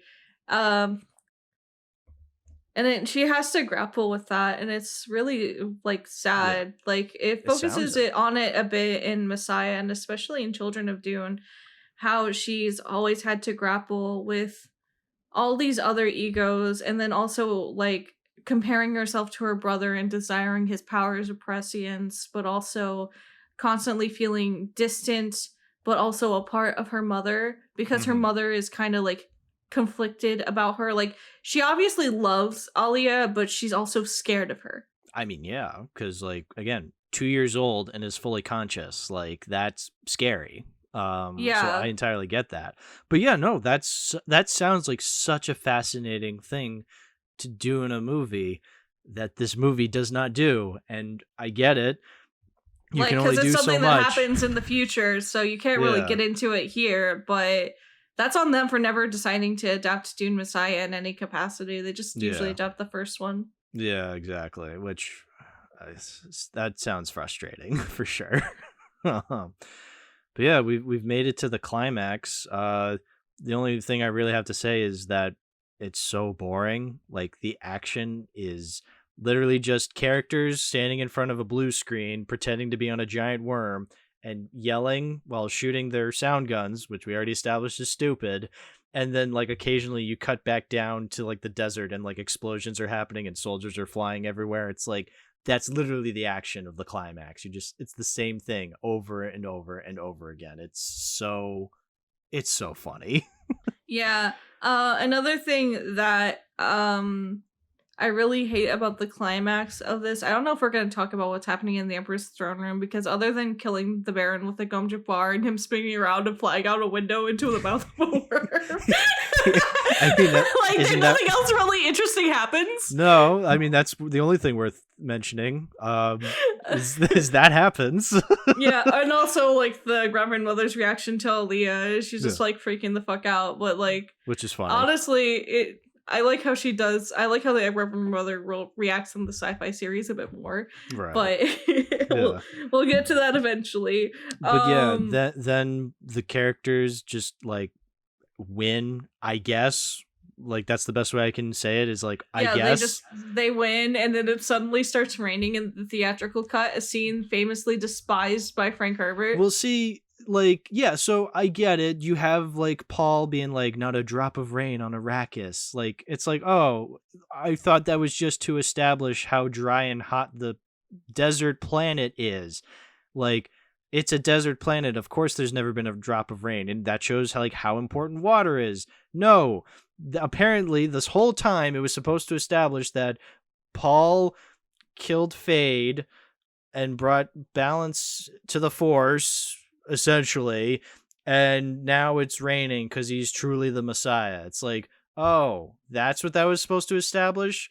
It's literally so stupid. And, like, don't get me wrong, it eventually reaches a point on Dune where they manipulate the biosphere so much that it does actually start raining, and the deserts are actually, like, a small part of that planet. Right. But that does not happen right away. That takes, like, years, if not hundreds of years, for it to fully get to that point. Right, exactly. So it's so weird. And thank God they cut this out of the Spice Diver cut, by the way. They just end it with Paul beating Fade Ralpha.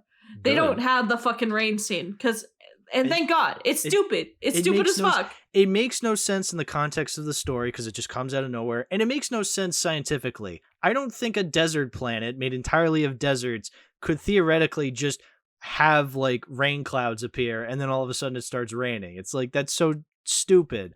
I guess maybe it's supposed to be like, oh, he's such an epic messiah that he just makes this desert rain. Like, oh, but it's that's not the point. It's like a Chuck Norris joke. Like, oh, Paul is so cool, he made it rain on a desert planet. It's like, no, that's not how that works. It's stupid. I literally hate the ending so much. You don't understand. Yeah. No, I get it. There are corny moments with water there's a corny scene with water in the sci-fi series, but it's not nearly as bad as this. It's just like a little weird, but it's like also kind of cool. Yeah. But and this one is just stupid. It's just stupid because it comes out of nowhere and it's just like, oh, it's a miracle. It's like, no, it's stupid. That's what it is. Which, yeah. Oh, wow. We've made it towards the end. So the only other notes I have of importance is, he fights Fade. He wins just cause. Everyone looks bored while he's fighting Fade. Like, they literally stone faced. Nobody is reacting at all. Like, I think Sting is like the only actor giving a shit. And Sting is not a classically trained actor. He's a singer. He's a musician, and he's the best actor in the scene. It's like, ay. Yeah. And then Paul yelling silence, I thought was super funny, but also super cool. I was just like, silence to the Reverend Mother. Yeah, that happens in every adaptation. That's good. That's a really cool scene. I hope they do it justice in Villeneuve's version. I do too. And then the movie ends in the credits with an 80s ballad. Because, it's an 80s movie. Got to end on an 80s ballad, even though this is an epic sci-fi adventure series. You'd think, oh, remember when Star Wars ended on an 80s ballad? Yeah, actually. It's like, it takes you out of the movie so hard. You're just like, oh, wow, okay. This epic grand sci-fi adventure ends on an 80s ballad. It's so that is so indicative of the kind of movie we're dealing with here. It's like like the producers, because I don't blame, I sort of blame Lynch because, he genuinely just did not understand the story from the sounds of it.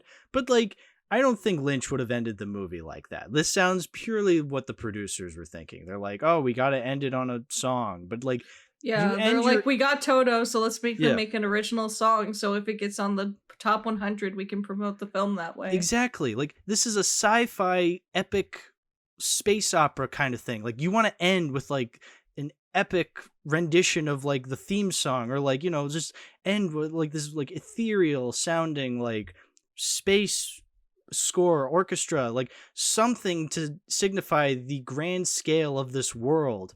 No, just an 80s ballad. Like, the tonal whiplash is insane. So tonal whiplash, such tonal whiplash. But that's what this movie is: tonal whiplash. Total whiplash and boredom. With a couple funny moments sparse throughout. Like Sting, we forgot to talk about the Sting leaving that fucking steam tube with the fucking Speedo. I'm so glad you brought that up, because I wanted to mention that scene got parodied in To Boldly Flee when Spoonie walks out and he's also in like the garb, but Sting is like this very in shape attractive dude, whereas Spoonie just walks out and he's like pale as fuck and he has like a bit of a chub and belly. It's just like it's not the same, Spoonie. Oh yeah, I thought that exact thing. I'm just like, oh, what a scene. What a scene. Yeah, I just wanted to bring up like the moments that people mostly remember from the Lynch Dune, because I feel like people would get mad if we didn't talk about those scenes. No, yeah, please do. But yeah, I think that's like the last one that I'm like remembering specifically as like the iconic like joke scene that people like clown on. Yeah. It's just a movie you clown on in general. Like, again, like even Lynch himself clowns on this movie. Like, he does not like it. Which, yeah, I think he wants people to stop asking him about Dune. So please stop asking David Lynch about Dune. Which is unfortunate because not only is this the first David Lynch movie we're talking about on the podcast, this is the only David Lynch film I currently have in my collection and the one I've seen the most. So yeah, I feel like I need to give other David Lynch movies a shot because I've definitely watched some of Twin Peaks. And while I generally enjoyed my time with it, it was also before it started getting really weird. So I don't really know much of the Lynchisms that people enjoy so much. And I feel like I would enjoy the weird shit I saw in this movie if it was in anything but Dune. Yeah, exactly. Like, I've seen Eraserhead, I've seen Blue Velvet, I've seen Wild at Heart. I like those movies from what I remember, but it's been a while, and I feel like I need to watch them again to truly appreciate them. Whereas, again, Dune, I've seen 4 times now, unfortunately. But, you know, there is something just so wacky about this movie that I know you explaining it, I'm glad you've explained it, just how this movie just doesn't get the adaptation right when it comes to this story. But I think there's enough in here for me to kind of appreciate it as a so bad it's good film, because I will say, like, the first time I watched this movie, I thought it was one of the worst fucking things I'd ever seen in my life. I'm like, this is incomprehensible. I feel like that's everybody's first response. Yeah, every subsequent viewing, I've kind of gotten it a little more, but also not at all, to the point that the most recent rewatches I've rewatched it at, I've just decided, you know what? I'm just not going to follow anything at all. I'm just going to take it for what it is and just make fun of it. And I've had great times because of that. I've had a much better time watching this movie by not taking it seriously and just leaving, you know, up to like the Villeneuve version or the eventual sci-fi series we watch. Like, I'll take those a little more seriously because I know those probably get things more right than this movie. So when I say I have fun with this movie, I'm not saying so that I actually am taking it seriously as a Dune adaptation. I'm saying because I think it's hilarious, because I just genuinely get a lot of fun out of watching it sometimes. Yeah, I used to really hate this adaptation of Dune, but I would always still come back to watch it because I knew that a lot of diehard Dune fans, even ones who really love the books, really like this movie just because it's fun and campy. So I would usually revisit every so often just to see if I got it. Right. I feel like with the Spice Diver cut, I finally got it a bit more. Sure. Because things started making more sense, and in general I just knew what to expect from it more. Right. Exactly. And so when I was just allowing myself to just like have fun and not take it all too seriously as an adaptation and just kind of like laugh at it a little and just like also get weirded out by the fucking cartoons. I fucking hate those fucking shit. Why are they like that? Why are they like that? So I used to consider Dune like a 2-star movie on Letterboxd. I consider the Spice Diver like a 3-star, and I actually liked it this time. So I definitely appreciate this movie's existence, especially after we'll be talking about in a bit. A bunch of failed adaptations that people have tried to make of this movie. And while it's definitely not the best, like, I understand why Lynch took it on. I actually initially thought that he took it on, like, because the studios forced it on him. In actuality, he was just wanting to play with a big budget. Okay. And, he ended up getting screwed over by the studio a lot, but it also didn't help that he was also going over budget. Yeah. So there was definitely that kind of an issue there. But I also I still don't think it's a good adaptation. I don't No. think he really got Dune. And I just don't think that Lynch really was ever meant to direct sci-fi epics ever. Honestly, I'm kind of glad he did this over Return of the Jedi. Imagine Return Oh of the my Jedi God. with David Yeah. Lynch. I think this is the best. We took a sacrifice as a Dune fandom to let Star Wars end off with a somewhat of a bang. So I'm glad you mentioned Return of the Jedi. Yeah, because George Lucas was just like, "Oh, David, you want to direct Return of the Jedi?" Which would have been the worst thing ever. Look, God bless that we took a blow. yeah, because eventually, yeah, like you've been saying, we got better adaptations of Dune. Whereas, like, if you screwed up Return of the Jedi, there was no going back. Like, Star Wars is much different in that regard because Star Wars doesn't have source material based off of, like, the original trilogy is the source material. So screwing that up would have been the worst thing in the world. So, Yeah. oh God, I will take Ewoks any day. Like David Lynch taking on Ewoks. Well, that sounds funny. David Lynch taking on Ewoks would be amazing, actually.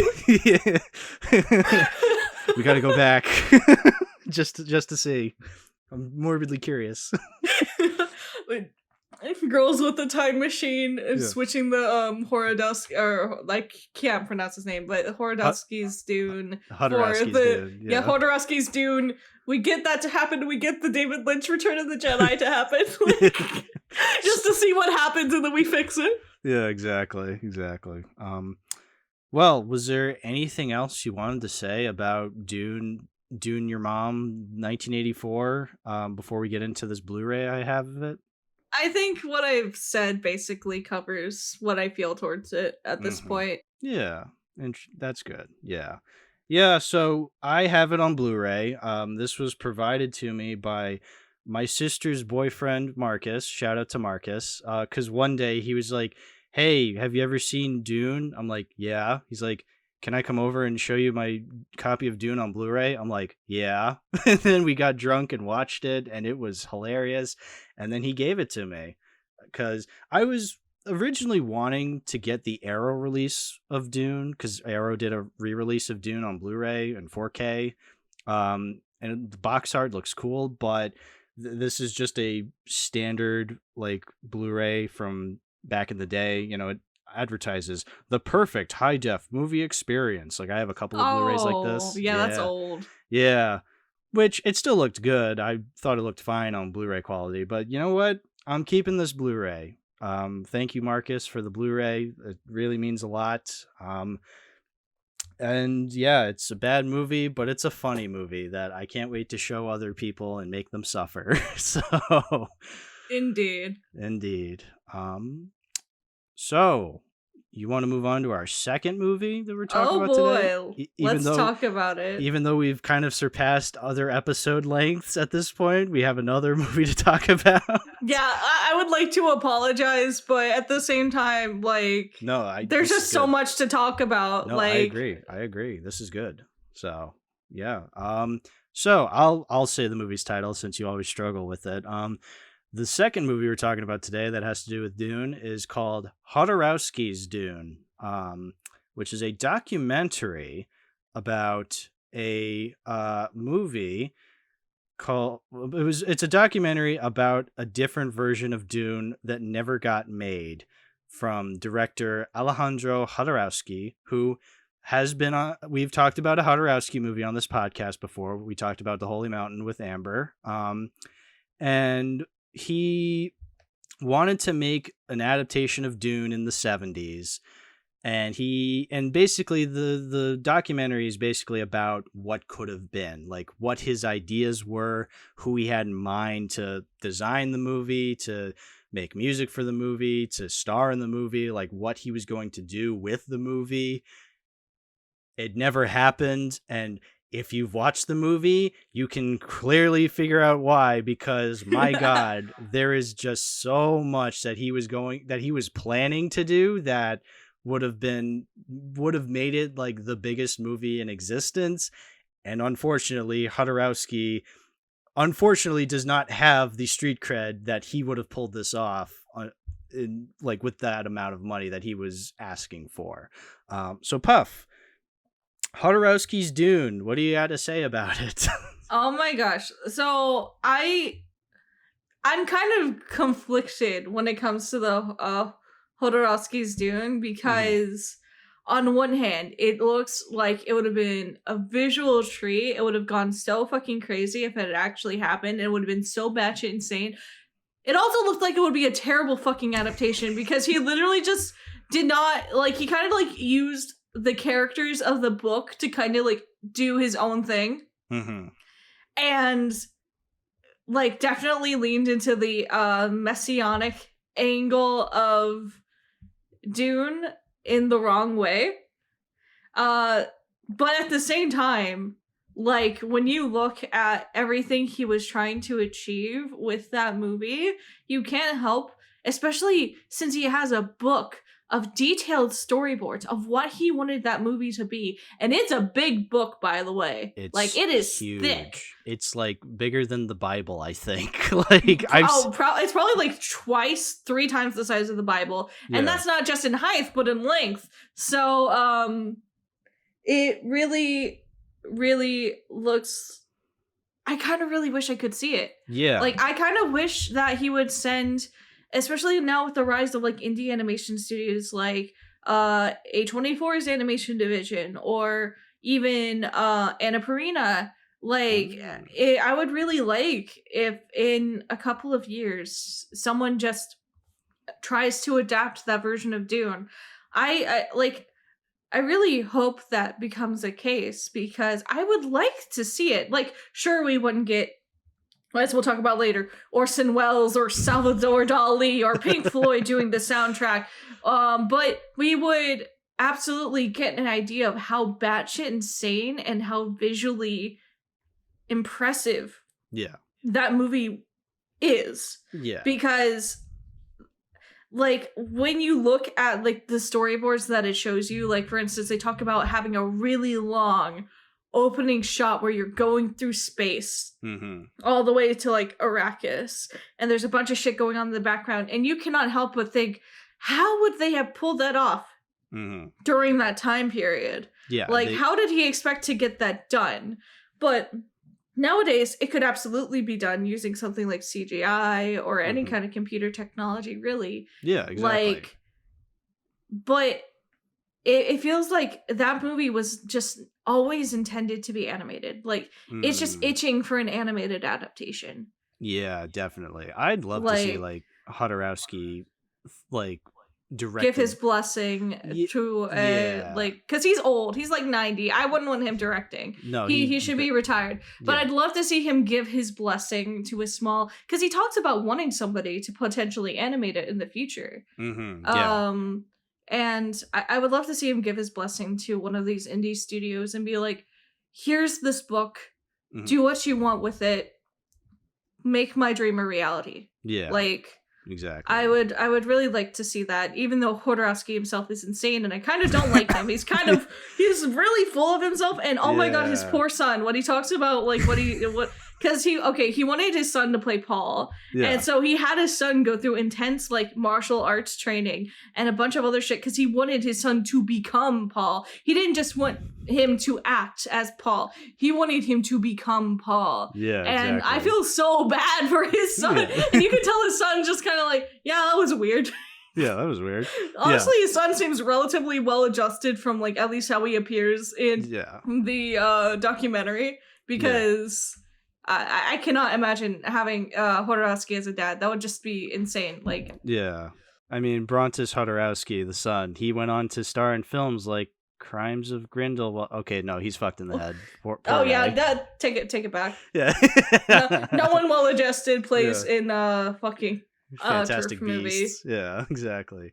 So yeah, what I think before we get into any more details about the movie, we should probably establish Jodorowsky, because like you said, the dude is nuts. Like you can kind of get that when you watch his movies. Like when me and Amber talked about The Holy Mountain, like you definitely got the sense that Jodorowsky was kind of a egotistical maniac when he made The Holy Mountain, because that movie's literally about him like showing Jesus and a whole bunch of like rich people like how to achieve immortality, because only I, Alejandro Jodorowsky, as the alchemist, can show you the way to true immortality. And it's so pretentious, but in a way that I like. Like, I love The Holy Mountain because I think it's just such a unique and avant-garde film. But you definitely get the sense that he's like very full of himself and very full of his ideas. And so when you hear him talk about his ideas for Dune, yeah, we were 100% right when talking about The Holy Mountain. The dude is just nuts. He is so insane because he just comes up with these ideas, and he has such an ego to himself where he thinks he's like the coolest motherfucker, and you're just like, wow, like this is he's insane. Like that is the most basic thing I can say about Jodorowsky. He's insane. Like, which I get it. A lot of artists are insane out there, but he really is crazy. Like, in his case, he's like so full of himself and fully believes that whatever he like can manifest could become a reality. Yeah. Like, he will overpromise everything because he believes that he can do it because he's that incredible. Yeah. And like, I think that's really what bit him in the ass when trying to get this movie made, because he kept trying to make impossible promises that like no studio would have ever allowed him to keep or to have the budget to keep. Yeah. Like, he wanted to have a different music group for every house of like the Imperium. Yeah. So I don't remember the one he had for the Harkonnens, but Pink Floyd was supposed to be the music of the Atreides. Yeah. And he wanted band. I can't remember off the top of my head. Yeah, I can't either. But it was some like single word band from like the 80s, 70s, and 80s, like some punk band. But yeah, Pink Floyd was for like House Atreides. Like, yeah, to go off of like him talking about Pink Floyd, like when he went up to Pink Floyd and he's like describing how egotistical Pink Floyd came off to him. How, like, you know, they're eating cheeseburgers and they're not paying any attention to him. And he's just like, no, they're not the right band for this, for my movie, because they're not paying attention to me. And you're just like, like the irony in that sentence, how he's just like, no, they're not paying attention to me. They're so egotistical. You're just like, dude, this is you we're talking about. Like, you are so egotistical. And there's that scene, he was like talking about his like spiritual warriors when talking about the movie. Spiritual warriors. Like, he genuinely thought he was going to lead like a societal revolution with his movie. Yeah. That's cult leader talk we're talking about. Like, how he literally asked people to like sell their stuff and move to Paris to start pre-production on Dune. That's like cult multiple leader. people. Yeah. Like it like the shit that he pulled was like, I get why people like, because he definitely has a charisma to him. Oh yeah. Like, and you know, people with that kind of charisma are exactly what Dune is warning about. Yeah, the irony. do not let your Frank Herbert's whole thesis when it comes to Dune is do not let your critical thinking be taken away by a charismatic leader, even if it's someone that you agree with. Like, right, exactly. Like, so it really is really ironic that that kind of happened to the crew of this specific Dune. Yeah, exactly. Like, and again, another individual that he tried to bring into his spiritual leadership was Douglas Trumbull, who did the special effects for stuff like 2001: A Space Odyssey and Blade Runner and Star Trek: The Motion Picture. Like, the dude had like a career, and when Jodorowsky met with him, he was just like, no, this guy has too much of an ego. It's just like, what do you mean too much of an ego? Like are you saying like his ego is battling with yours and that's why you're not taking him on? He's like, no, like, I don't want this guy as a spiritual warrior of mine. It's like, you are like, it was amazing because I don't think the documentary never called him out on that. Like, the documentary is very much isn't Jodorowsky like the coolest guy ever, you know? Yeah, it kind of jerks him off a bit. Like, it does. I will like acknowledge that fact that it has a very heavy biased lean when it comes to talking about it. Yeah. But there's a part at the end that it especially feels like that, but I'm sure we'll get to that. Yeah. I mean, like, just at the beginning of the movie, you have like these people talking about the possibility of this movie existing. You have the Drive director, Nicholas Winding Refn, like saying like, oh, I was at dinner at Jodorowsky's house one time and he showed me his big Dune book and I read through the whole thing that night and man, it was the greatest movie I've ever seen. And you're just like, okay, you read a couple of storyboards and you're already claiming it like as one of the greatest feats in cinema. Like that is you're just saying that to suck his dick. Like you're not saying that because you couldn't know. You could never know. Like that's the thing about this movie that always annoyed me. How like, you know, Jodorowsky's going like, oh, this is how I'm going to shoot this. And everyone's like, yeah, that sounds like such a great idea. But it's like, these are storyboards we're going off of, like not the actual movie. Like if you actually pay attention to like behind the scenes featurettes in movies where they show like storyboarding, like the storyboard is very different from what the actual movie looks like. Like that's just supposed to be like the plan. And like sometimes things change when going into like the filmmaking process. Like I'm not that much of an expert on filmmaking, but even I understand that a storyboard does not equal the final product, you know? Yeah, and also there's other factors that would vary in even if you just are going off of the storyboard, because you also have to think about the casting choices. How do they act? How would they be able to actually pull off those effects? Yeah. Like, because there was so much shit that Jodorowsky wanted to do. Is like I talked about that like long shot of like going through space, like shit that sounds like it would have been near impossible to do at the time, but he just like, oh yeah, we could do it. We can do it. Exactly. And while that kind of attitude definitely can be helpful in the creative like process, there comes a point where you have to be realistic when you're going through your storyboards. And that's kind of like what I see like the storyboards kind of being at the time, at least, was him being like, let's see if we can do this. Let's see if we can do this. Let's see if we can do this. Like, just doing whatever he wanted without any regard to the technological limitations at the time. Right, exactly. Like, people like to, you know, praise Star Wars for being like a technical feat at the time. But you got to remember, like, the reason that Star Wars is such a hit from that time is because it was doing things differently that nobody had tried before. Like, they were like coming up with techniques never tried before, which is not an easy thing to do, which is why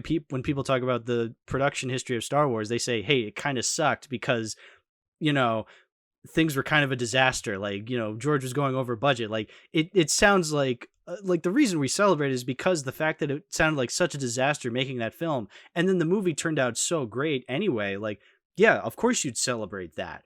But that doesn't always happen with every movie. Case in point, Dune 1984. Look how that turned out. Like, yeah. Like, not every movie is going to turn out as a Star Wars. Sometimes you will get a Dune 1984. So, like, or sometimes it won't even get made. Or sometimes it won't even get made. Too much. Because it was too much. Like, yeah, let's talk about some of these casting choices. He wanted David Carradine as Duke Leto Atreides, which, okay, David Carradine is people know him because he was in Kill Bill. He was in Mean Streets. He died because he died due to autoerotic asphyxiation, which always gets brought up whenever he's brought up on Red Letter Media, because it's kind of a funny way to go out. But like, again, like, you have David Carradine as Duke Leto Atreides. You have Orson Welles as Harkonnen, like the Baron Harkonnen. Orson Welles is one of the most famous actors. Not only was he one of the most famous actors at the time, but in cinematic history. Like, that is huge. Not only literally because he's a big guy for you, but like, he is like this huge actor, this huge cultural icon. And Jodorowsky's like, yeah, I want him to play this fat, disgusting villain. And he'll do it because I told him I'm going to hire the chef of the restaurant we're meeting at right now, and he'll make his meals every day he's on set. Like, do you remember that part in the documentary? Yeah, I was actually going to bring it up if you didn't, because that was the moment it clicked with me that, yeah, this movie never would have gotten made. Yeah, exactly. Like the Salvador Dali thing, because you also need to talk about, like, he wanted Salvador Dali as the emperor, and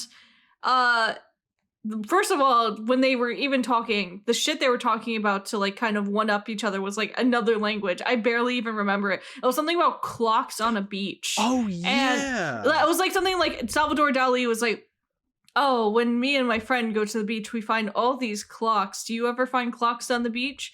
And like Jodorowsky's like, well, if I say that I find a clock, I'm going to be vain. But if I say that I don't find a clock, I'm going to be, I forgot what he said. So he said, oh, I go to the beach. I don't find any clocks, but I keep losing mine. Yeah, like that's like a scene straight out of American Psycho. You're like, what the fuck are you talking about? Like, this is so unimportant, but he's overthinking this, like, because they're crazy. Like, he's overthinking this like clock It's thing. a battle of egos, basically. It's a battle of egos. Yeah, it's like, what are you talking about? But like, yeah, he's just and then yeah, Salvador Dali would have been the emperor, and they convinced him like, oh, we'll pay you $100,000 a minute you're on screen, and he's like, haha, you play.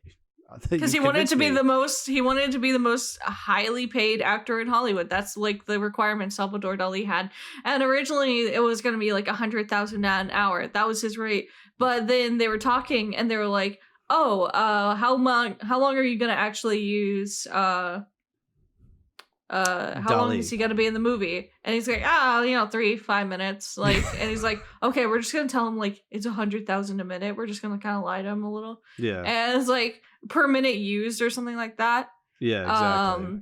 So depending on how many reshoots they had to take, that was either more or less expensive, but it made Dali happy. Yeah, and then that's when Jodorowsky was just like, oh, but we also had like a character where he's like the emperor, but a robot version of the emperor, to like kind of play into his cowardice and his like uneasiness with losing his power. It's like, okay, that's clever. Like, that's the kind of Jodorowsky cleverness that I actually kind of like, where he's like, you know, he's actually thinking of like loopholes and how to like, you know, get across a character motive, but also trying to remain within budget. Like, that sounds interesting. I don't know if that's entirely the point, but you know, yeah. I also wanted to bring up the weird thing that Salvador Dali's partner and muse was going to be playing the Princess Irulan. Yeah, Amanda Lear. Yeah, that was just like, why? I mean, like, it was part of like how he was trying to get Dali in, was going to be like, oh yeah, she's going to be in the movie too. Your muse will be in here and she'll have a major role as the Princess Irulan. And it's just like, okay, but this is still weird. Yeah, so his muse, or assuming the woman he's fucking, because, you know, that's all you can really assume, would be playing the emperor's daughter, the emperor played by the person she's fucking. You're just like no matter what, it just sounded weird. Oh yeah, Amanda Lear. And they would like do anything that she wanted to. She asked for like a burning giraffe or something. Yeah, she asked for a burning giraffe. A burning giraffe. We'll do that. We'll do it. Sure, burning giraffe. Yeah, this woman who on Letterboxd, according to her Letterboxd page, it says born November 18th, either 1939 or 1946. You're just like, which is it, 1939 or 1946? That's kind of a big thing. Like, which year was she born in? Like, how do you not know? I love a girl that lies about her age. I love that for her. Yeah, I guess she lied about her age so hard that's like literally the line. Yeah, exactly. It's like, we don't know what year, because she lies about her age all the fucking time. It's just like, great, amazing. I love that. Go for it. You go off, queen. That has nothing to do with the movie, but I just thought that was really funny on her Letterboxd page. It was either 1939 or 1946. You're just like one year off is one thing. Like, this is like 7 years off. Like, that's kind of a big that's kind of a big difference either or, but whatever. That's not even the strangest thing about this movie. As we learned. Yeah. Are we going to talk about the guy who designed the aliens working on this movie, like the xenomorphs? Yeah, because we should talk about that, because I forgot his name, but he actually, when you look at the art he did for Jodorowsky's Dune, especially like how he did like the Harkonnen Palace, which by the way, what they were gonna do for the Harkonnen Palace, it was just gonna be a giant castle of a fucking Orson Welles Harkonnen, and you would just fly in through his fucking mouth, like a tongue would roll out and everything. Like, people talk about the Foley You know how in Dune there's like entrance into like a fucking thing. I think it's like a space vehicle or something that's like literally like a Baroque frame. Right. People talk about that. I want to see the Harkonnen castle with the fucking tongue rolling out of his mouth. That's a fucking giant Orson Welles. Yeah. And when you see the design of it, by the way, what it looks like, the head on it looks like the head of the Xenomorphs. It does, yeah. So yeah, that's H.R. Geiger, the guy who directed, the guy who designed the Xenomorph. Yes. And didn't also the special effects guy from Jodorowsky's Dune also go to work on Alien as well? So Jean Girard or Morbius. No, Mobius. Like Mobius was like the illustrator. Like he was like coming up with some of the art designs. He had like multiple different people. But I was talking about the fucking SFX guy, the one that worked on they went to see a John Carpenter movie. Dan O'Bannon. Yeah, Dan O'Bannon. Yeah. Like those two got together and they worked on Alien. Yeah. He was he wrote Alien, the first Alien. And yes, he did do he was like the production designer for Dark Star, that John Carpenter movie from the 70s. But yeah, he wrote Alien, as well as directed Return of the Living Dead. I didn't know that. But yeah, so then Dan O'Bannon, and then Mobius was like doing some designs for, he also was the art director on Alien. So Mobius also worked on Alien. Mobius, I just found this out. This is another tangent. I apologize, but I have to bring this up or else I'll forget. It's okay. Do it. This is important. I was just watching today the YMS Adam and Pals on Space Jam, where he and his friends like watch Space Jam, and they get to the credits, and I shit you not, in the credits for Space Jam, Mobius was credited as working on Space Jam. I'm not joking. I didn't even watch Space Jam. Why did they not bring that up in like the fucking Jodorowsky's Dune when they're going on the influences of Jodorowsky's Dune? I know. They don't put fucking Space Jam. Like, come on. I know. Is that too lowbrow for you? I know. Mobius worked on Space Jam. I'm like, wait a minute. Is that true? And I looked it up. It's true. Like, I have the screenshot. I'll probably put it at the end of the episode. He's a character design / visual development artist. That's what he's credited as. And yeah, it's credited as Mobius. This is great. I love this.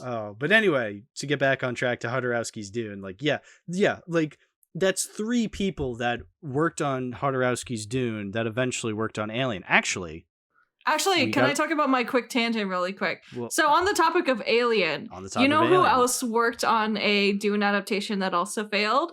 Ridley Scott. Yeah. Ridley Scott. Now, I don't know too much about it because I didn't do too much research before this. I just found it out offhand right before like this episode. But yes, Ridley Scott, after the Jodorowsky Dune failed, was like brought on board to work on an adaptation of Dune. But the issue was the script was going through many rewrites and they were doing some weird fucking shit. Like, I shit you not, an incestuous relationship between Paul and his mother. And that just basically made Ridley Scott just be like, I don't want anything to do with this. And I do not blame him. No thanks. Like, I would have stop. Like, ew. But so it's like multiple like people who worked on Alien had some like influence with Dune, which is really funny to me, at least. More than one, and that's like really interesting. Like at least 4 nickels. People. Yeah, we can trace Alien back to like Jodorowsky's Dune, which I don't know if we want to get into like the trace back thing, if we want to talk about the ending, or if there's other things you wanted to talk about first. We can talk about the trace back in a bit, but I also did want to bring up remember that one thing they were talking about how Paul was born from a spiritual thing because they pricked the blood and the blood turned into semen and it got into the woman's womb through the fucking like veins. Like it's so fucking weird and funny. It's one of those things like, blood turning into semen, and that's how Paul's born. Like, it's one of those things where like, I'm both not shocked that Jodorowsky came up with it, and also it was a genuine slap in the face when I saw it. I'm like, are you fucking kidding me? Like, what are you talking about, dude? Like that, but that's Jodorowsky for you. Like that is Nicotine. No, that is such Jodorowsky, just coming up with something so weird. Yeah. Also, the fucking "I am Paul" part where we're talking about that when they showed up the storyboards for it, because Paul literally levitates. So obviously they're treating him like a god. So clearly, again, no disregard or complete disregard for what the book actually is in terms of its themes and messages. Right. But there's a literal moment where they kill Paul, and then everybody's like fucking possessed with Paul. And so it cuts to like the lady Jessica, she's like, "I am Paul." It cuts to Alia, "I am Paul." And I'm sitting here thinking the Mr. Peabody and Sherman scene where he goes, "I'm a dog too." It sounded so cringy from the way Jodorowsky was describing it. Like I get what he was going for. Like, oh, we're all Paul because he's the Messiah. Like he's inside all of us. But like he took it so literally, where you're just like, this would not go well in a mainstream like sci-fi movie. Like, yeah, this movie would have flopped insanely, even if it had ever been made, even if none of the limitations and Jodorowsky had an infinite budget.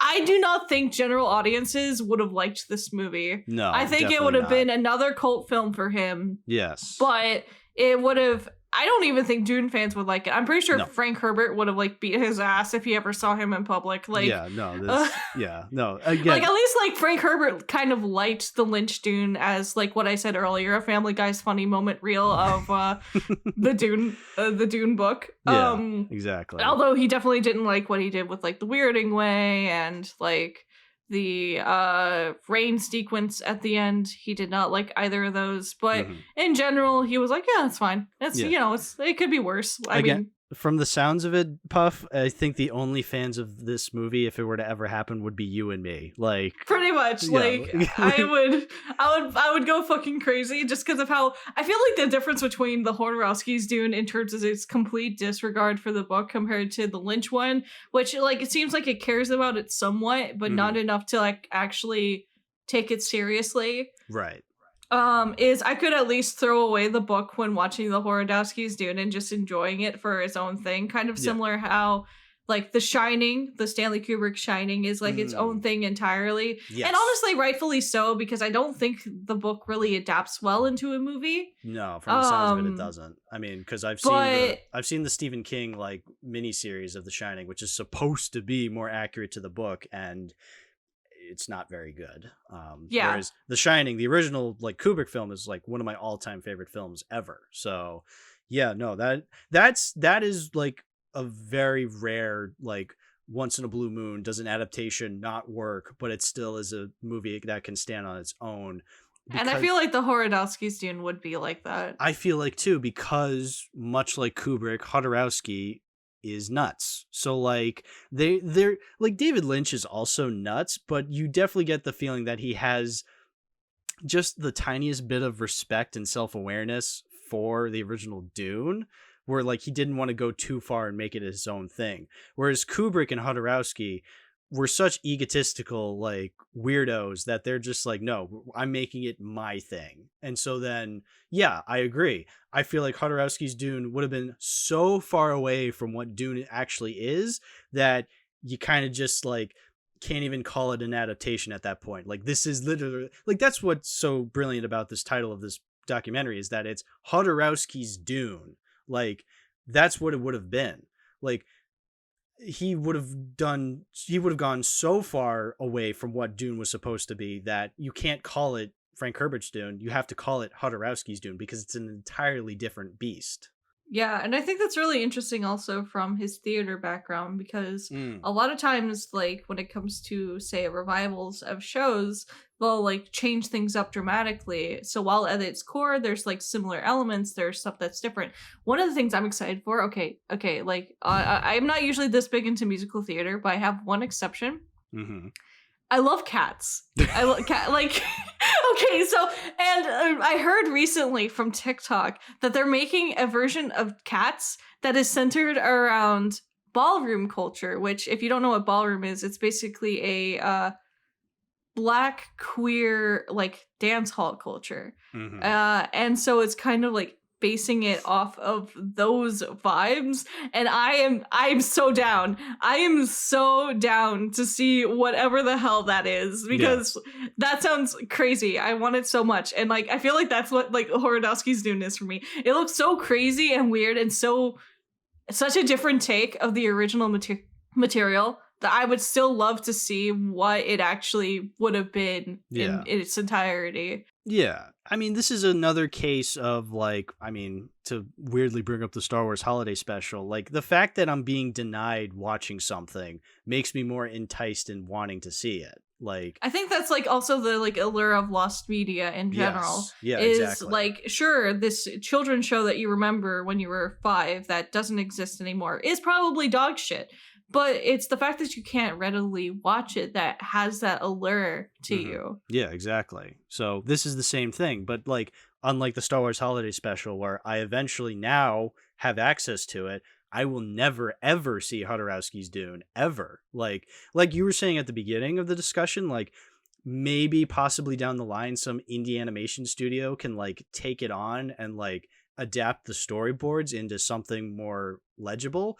But we'll never get the full experience. You're not going to get the full experience because you're not going to get Jodorowsky's crazy directing. You're not going to get Orson Welles. You're not going to get David Carradine or Salvador Dali. Like, you're not going to get these things like at all, which again, that might be beneficial because that might be a little too crazy. But, you know, like the allure is the fact that like this crazy sounding movie sounds so crazy that I'd want to see it, but again, it'll never happen, like ever. The closest we'll ever get is that like animation adaptation, if it even ever happens.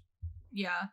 All right, I think now we can talk about the tail end where they're tracing a million things back to Jodorowsky's Dune. So, as in typical fashion of Jodorowsky dick suckers, they end the movie by saying, yeah, Jodorowsky's Dune never happened, but there's a lot of things in his storyboards from the 70s that was used later on in other movies, and you're just like, oh no. And they definitely trace a lot to like the Xenomorph alien, which I think is actually like a fair like that connection makes observation. Sense. Yeah. But then they just do a bunch of other stuff that is just like it feels like almost like they're just like, hey, this thing is similar. This must be because of the thing that nobody saw. Yeah.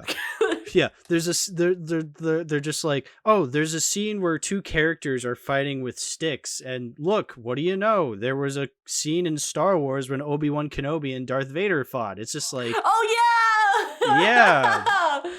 Sword fights existed in media long before Dune did. I hope you realize that. Like, I doubt that's where Lucas got that from because he doesn't know about this. I'm pretty sure he got it from samurai movies, which he did see back in the day. Like, but whatever. Oh, there was another. There's got to be like another connection. God, I can't remember all of them because this whole time I was just thinking, yeah, okay, sure, buddy, sure. Yeah, like the alien one's like the only one that made sense, so that's the one that stuck with my mind. Yeah, the alien one makes sense because again, like you have people who were going to work on Jodorowsky's Dune who ended up working on Alien. Like that makes sense. Not once does it ever say like, oh, I got George Lucas to join me and then he went and made Star Wars. Like George Lucas and Jodorowsky never crossed paths. So you can't make that connection that, oh, that, you know, George got this from Jodorowsky or even just like, okay, even if that's not at all what they're saying, if they're saying like, oh yeah, all these ideas in movies happened, but who came up with them first? It's like, that doesn't matter. Like, the movie never happened. Like, you don't own these ideas. Like, yeah, you came up with them in the 70s. What a coincidence. Like, that doesn't matter. Like, that doesn't mean anything. Oh, here's one. Like, so the whole, like, intro in space where they're, like, zooming in to, like, it's like the zoom in with, like, the one shot. Like, that's sort of similar to the opening in Contact. It's like, which is a movie from the 90s, the Robert Zemeckis movie, I believe, with Jodie Foster. Yeah. Oh, yeah, I remember that. Like, They didn't bring up the Ice Age one, though. They didn't bring up the Ice Age one. Yeah, no. So I made the connection to Ice Age because I swear to God, there's an Ice Age movie that opens similarly where it's just one shot of going through like different aspects of the Ice Age world, which is weird because I don't remember a lot from the Ice Age movies. I just remember watching them for the Blue Sky video, but that's all I ever retained from them was that fucking shot.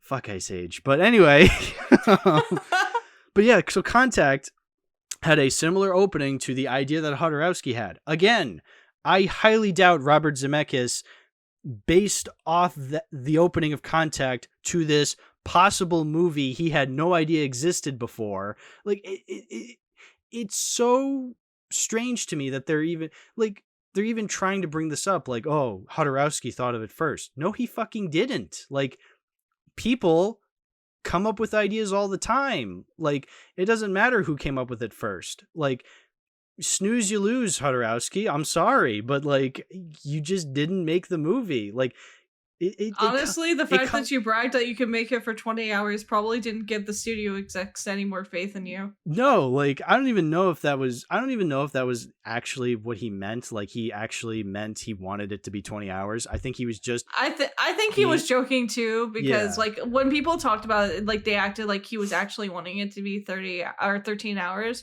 Right. But when you hear it, he was just like being like, I will make it however long I want to. And he was just being hyperbolic. I mean, look, because I don't know how he would make it 13 hours. No, that's impossible. Like, I mean, do you remember a couple months ago seeing pictures of what was it, like 11-foot roll of film of like the Oppenheimer IMAX? Yeah. Like, that's Oppenheimer, which is 3 hours long. Like, how long would this 13-hour Dune movie be? Like, are you kidding me? Yeah, would that even fit? No, it wouldn't. Like, would they have to like do an intermission to change out the reels? They'd like, have every to do so often? several intermissions, like several, I would assume. Honestly, Oppenheimer needed an intermission. Intermissions need to come back, but whatever. I don't run the movie theater. But yeah, no, but that's the thing is like, it felt like such coping at the end where he's just like, yeah, maybe these movies went on to be successful, but I came up with these ideas. Like, it's just such a weird thing to bring up because, one, it doesn't matter if you came up with these ideas, but also, like, why are you bringing them up to begin with if your point isn't like, oh, I did this first. Like, it's just such a weirdly coping moment. I did like the moment where like he actually did go see David Lynch's Dune, and he's like, yeah, I was about to bring that up. Oh yeah, go ahead then. Oh yeah, no, you can continue since you started it first. Okay, I just love that scene how he's like, oh, they dragged me to go see David Lynch's Dune, and I felt like I was gonna throw up. Like, I'm seeing my dream realized by somebody else, and then he's like, but then I watched the movie and it's terrible.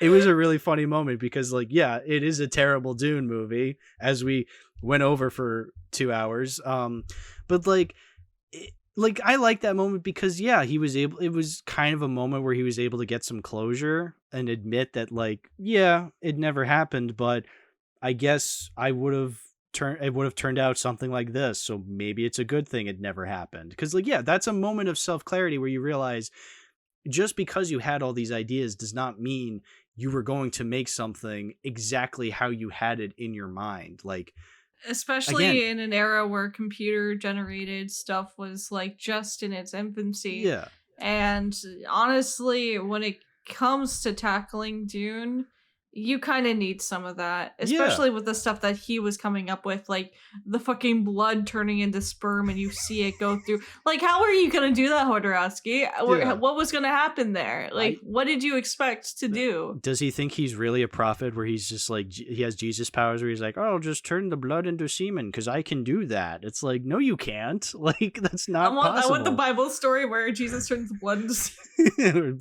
blood into cum. Oh, that would have been great.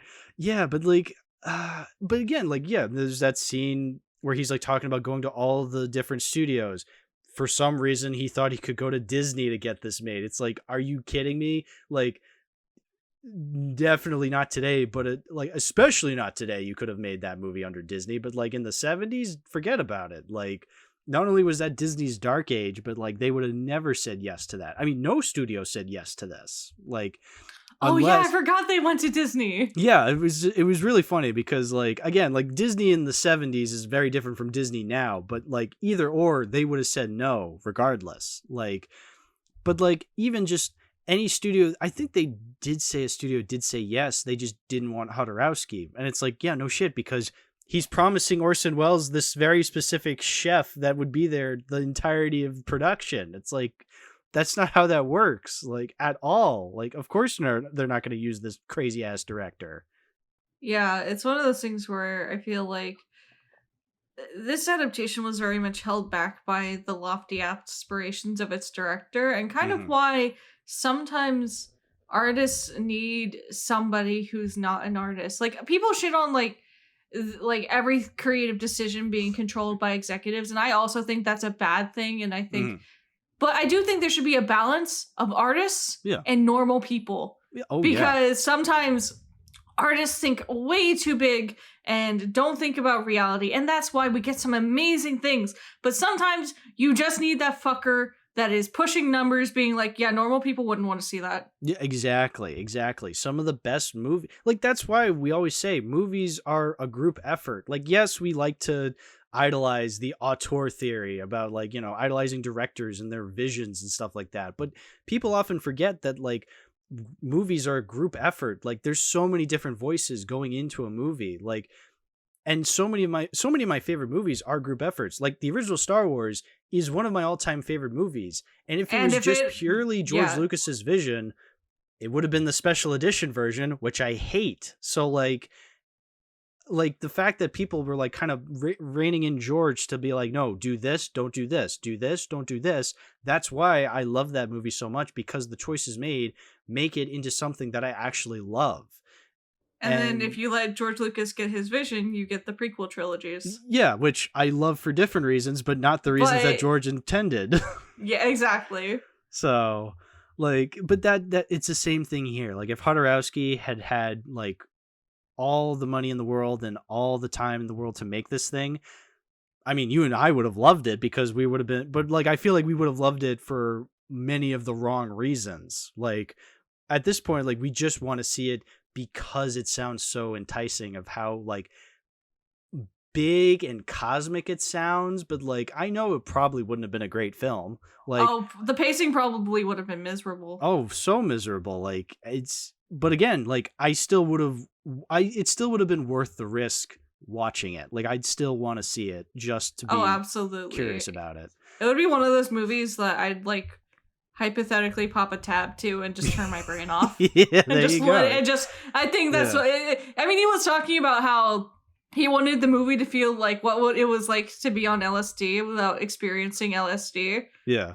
So like, I'm just saying, like, I know what his target audience here is, and it's the hippies. Exactly, the hippies for sure. But yeah, but again, it's one of those things. It's one of those weird things about this movie is like, I was trying to think of like how I wanted to judge it, because it's like, as a documentary, because like, it's kind of hard to talk about documentaries. That's why this is our first documentary on the podcast, because I don't often gravitate towards them, because, you know, it's kind of weird to judge them as movies, because basically you're there for the information, but sometimes a documentary will relay that information in such a boring way that you just don't care.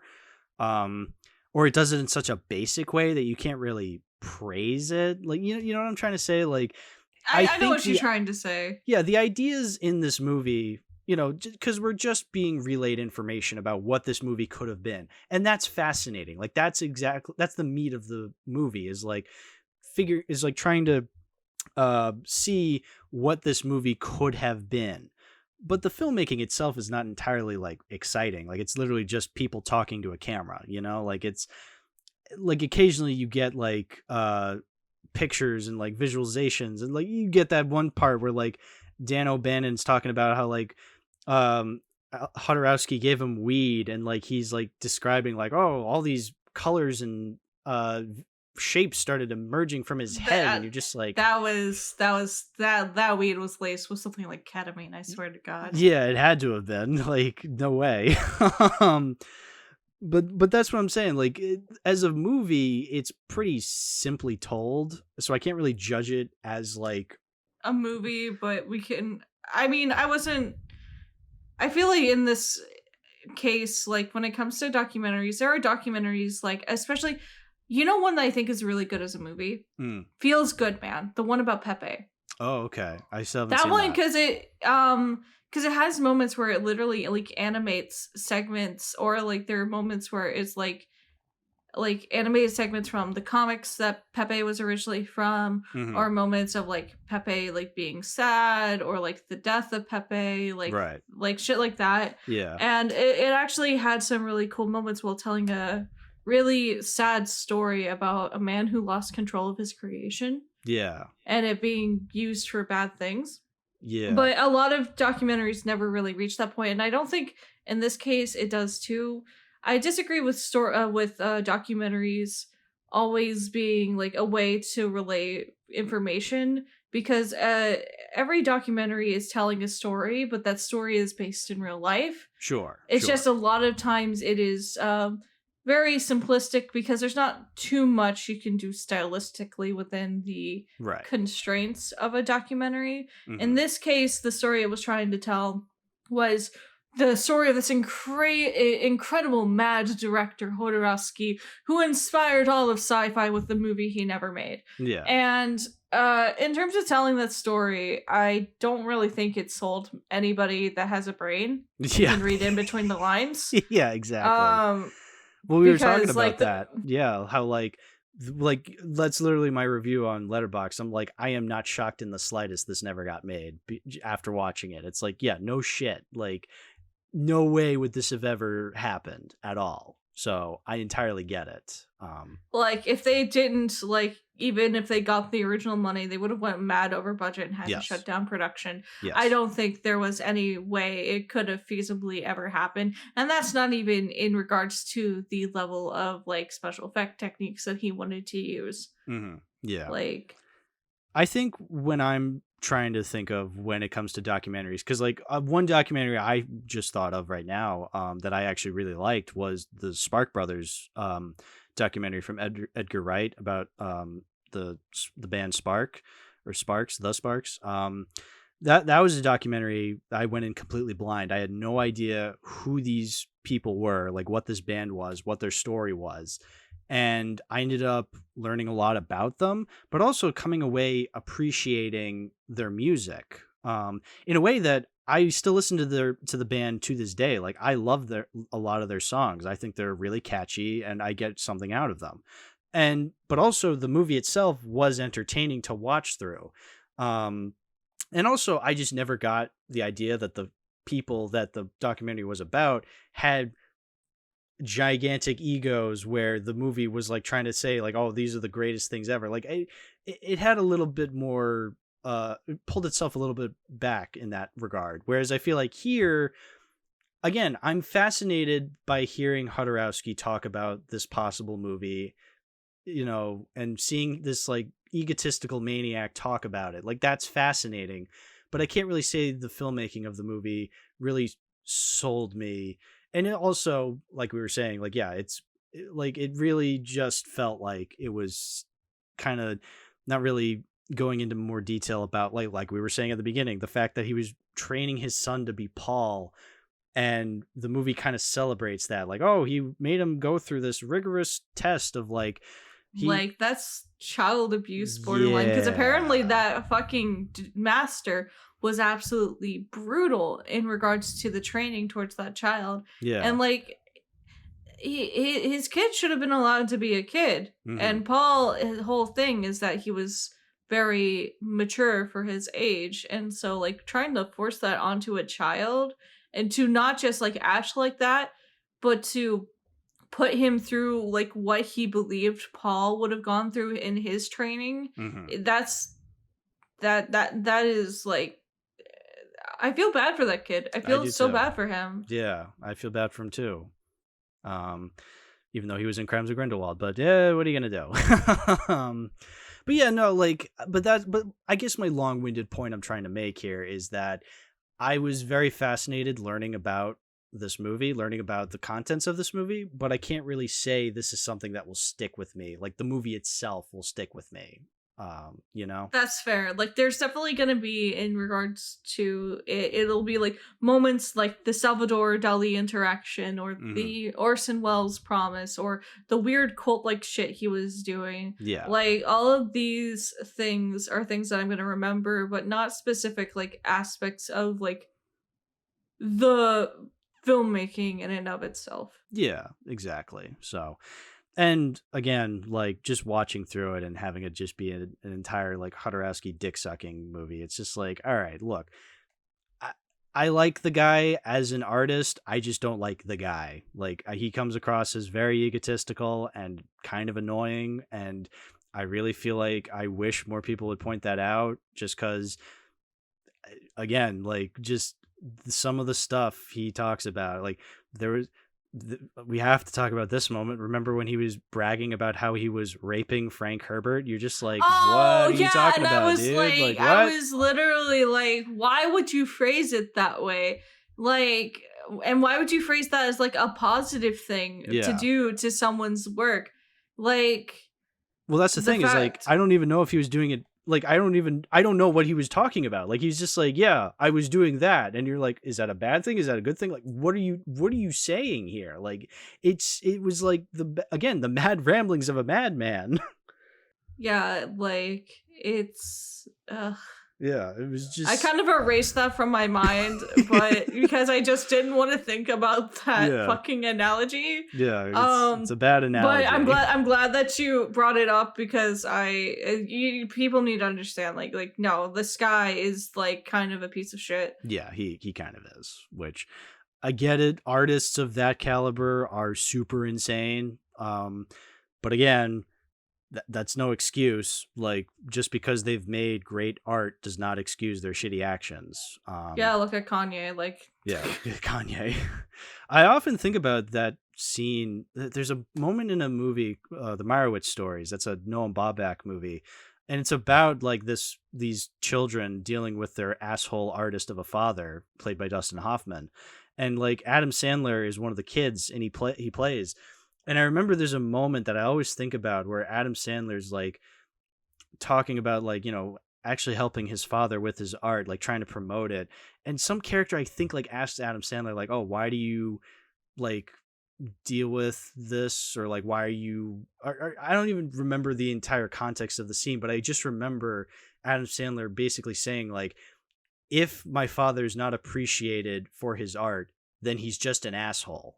And I always really thought about that, because like that's such a poignant thing to think about, like this crazy artist who has children, but his children want him to be appreciated. So then, I don't know, maybe there's some good that can come out of his craziness, even though he raised us wrong. You know what I'm trying to say? Like, yeah, it's just something. And honestly, I think we just as like a society need to stop like praising mad artists who do shitty things. Yes. And being like, oh, well, that's why their art is so good. No, you know why Van Gogh made Starry Night? Because he was in the asylum getting mental health treatment. Right. Like, you can be healthy and perfectly fine and still make incredible art. It has nothing to do with the madness of the self. It has nothing to do with, it's honestly, if anything, it's a romanticization of mental health that allows people to just remain indifferent to it, rather than actually working to help the people who need help. Yeah. It's a vicious cycle. I wish we would, kind of slow it down a bit, because that would be nice. Because look, I love The Holy Mountain still. I would love to see Jodorowsky's Dune. I appreciate the ideas he put into it, but the dude's an asshole. Like, I'm not surprised in the slightest this never happened. So that's that. Even if it did happen, I'm certain there would have been like a ton of studio interference, just like it did with David Lynch Dune. Yeah, if David Lynch couldn't get away with getting his own version of Dune out without studio interference, there is no way in hell Jodorowsky had even less of a chance, let me tell you. Like, Yeah. no fucking way. No way. Is there anything else you have to say about Jodorowsky's Dune? No, I think we pretty much touched on everything. Yeah. I don't own it. We rented it on Vudu. I don't know if there's a Blu-ray release of this. I don't really want to see it again. I pretty much got what I needed out of watching it. I feel like there's other documentaries I'd rather rewatch. Like I said, that Spark Brothers documentary by Edgar Wright, I would gladly watch that again. So yeah, I don't see it joining the collection. I don't see it joining my collection for sure. Yeah, I feel like if you're a Dune fan, even if it's just of the movies and you really like it and you want to check it out, I think it's worth checking out. There's a lot of really cool concept art and moments in it, like from like the production side of Jodorowsky's Dune. But if you're not like a big Dune fan, I wouldn't suggest checking it out. You're not really missing all that much. Yeah. And if anything, if we're going to recommend a Jodorowsky movie, I'd recommend The Holy Mountain, but knowing my audience, they're never going to watch that movie, but I still recommend actually, I want to watch it because of the Jodorowsky Dune. Please do, and then listen. I think it sounds absolutely insane. It is insane. Oh, Jodorowsky, what a guy, what a weirdo. But yeah, I think this just about concludes our part 1 of our Dune side quest. Puff, how do you feel? Yeah, I'm excited that I get to talk to someone about Dune. Nobody talks to me about Dune ever. Every single time I talk to somebody about Dune, it's like I'm talking to a brick wall. Even if they've seen the movie, I'm just like, hey, did you know this happens in the book? Hey, these are really cool themes I really like about Dune. And they're just like, I never thought of that way about Dune. And it's just like, can someone talk to me about Dune? Yeah, exactly. I'm like the fucking kid from Mitchells versus the Machines calling people about dinosaurs. Calling people about dinosaurs. Yeah, like, hey, do you want to talk about Dune? Okay, no thanks. You're calling people on the phone. You're typing in different numbers from the phone book, just being like, hey, you want to talk about Dune? Like, yeah, no, for real. Yeah. Well, I think the only person I've actually had a good conversation with Dune about is my dad, who's read all the books. But even then, he fundamentally misunderstands the themes of Dune because basically he disregards every book after the first one as Frank Herbert going through a moral failing. So, well, I'm happy to be the outlet for your Dune splurging. For sure. Thank you for taking the bullet. Yeah, exactly, taking the bullet. So. This won't happen next episode. I don't know when we'll get to the Dune miniseries, but that will be the next Dune side quest episode. Yay! So the miniseries. Yeah, so keep on the lookout for that. But Puff, now's the part of the show where you can shout out your stuff. Where can people find you? I mean, you've been here before, but still, go ahead and shout out anything. I'm on YouTube, I'm on SoundCloud, I now have music on streaming. Yeah, that's right. I'm talking about movies, but in reality, I make music. I'm not like the rest of these hosts. Yeah. No, talk about that. You're on Spotify now, your song. Yeah. I have a song, Alexandria's Genesis. It's on there. I have a new song hopefully coming out sometime this month, if not this month, next month. So definitely keep an eye out for that. You can find me on Twitter because I'm still using that fucking hell site. I'm sorry. I also have a Tumblr, and all of those will be linked down below. So Yes, it will. Yeah. All right. Well, that's thank you, Puff, for joining for part 1 of our Dune excursion.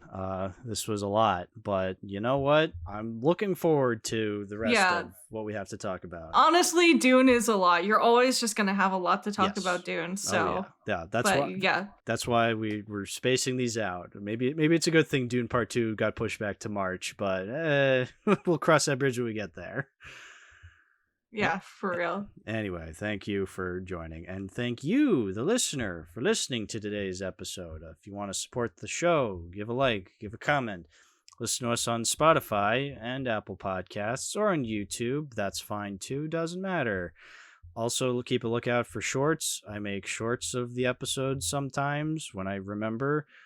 Sometimes I stream. I Buster asked me a while ago, like, "Oh, when are you going to stream again?" I was like, "I don't know. Maybe sometime in the coming week I'll stream. I don't know. Depends. Maybe whenever I feel like it." Blah. But yeah, thanks for listening, and always remember, now it is I who control the worm. I would have said long live the fighters, but I thought the worm line was funnier. Okay, bye-bye, everybody. Bye!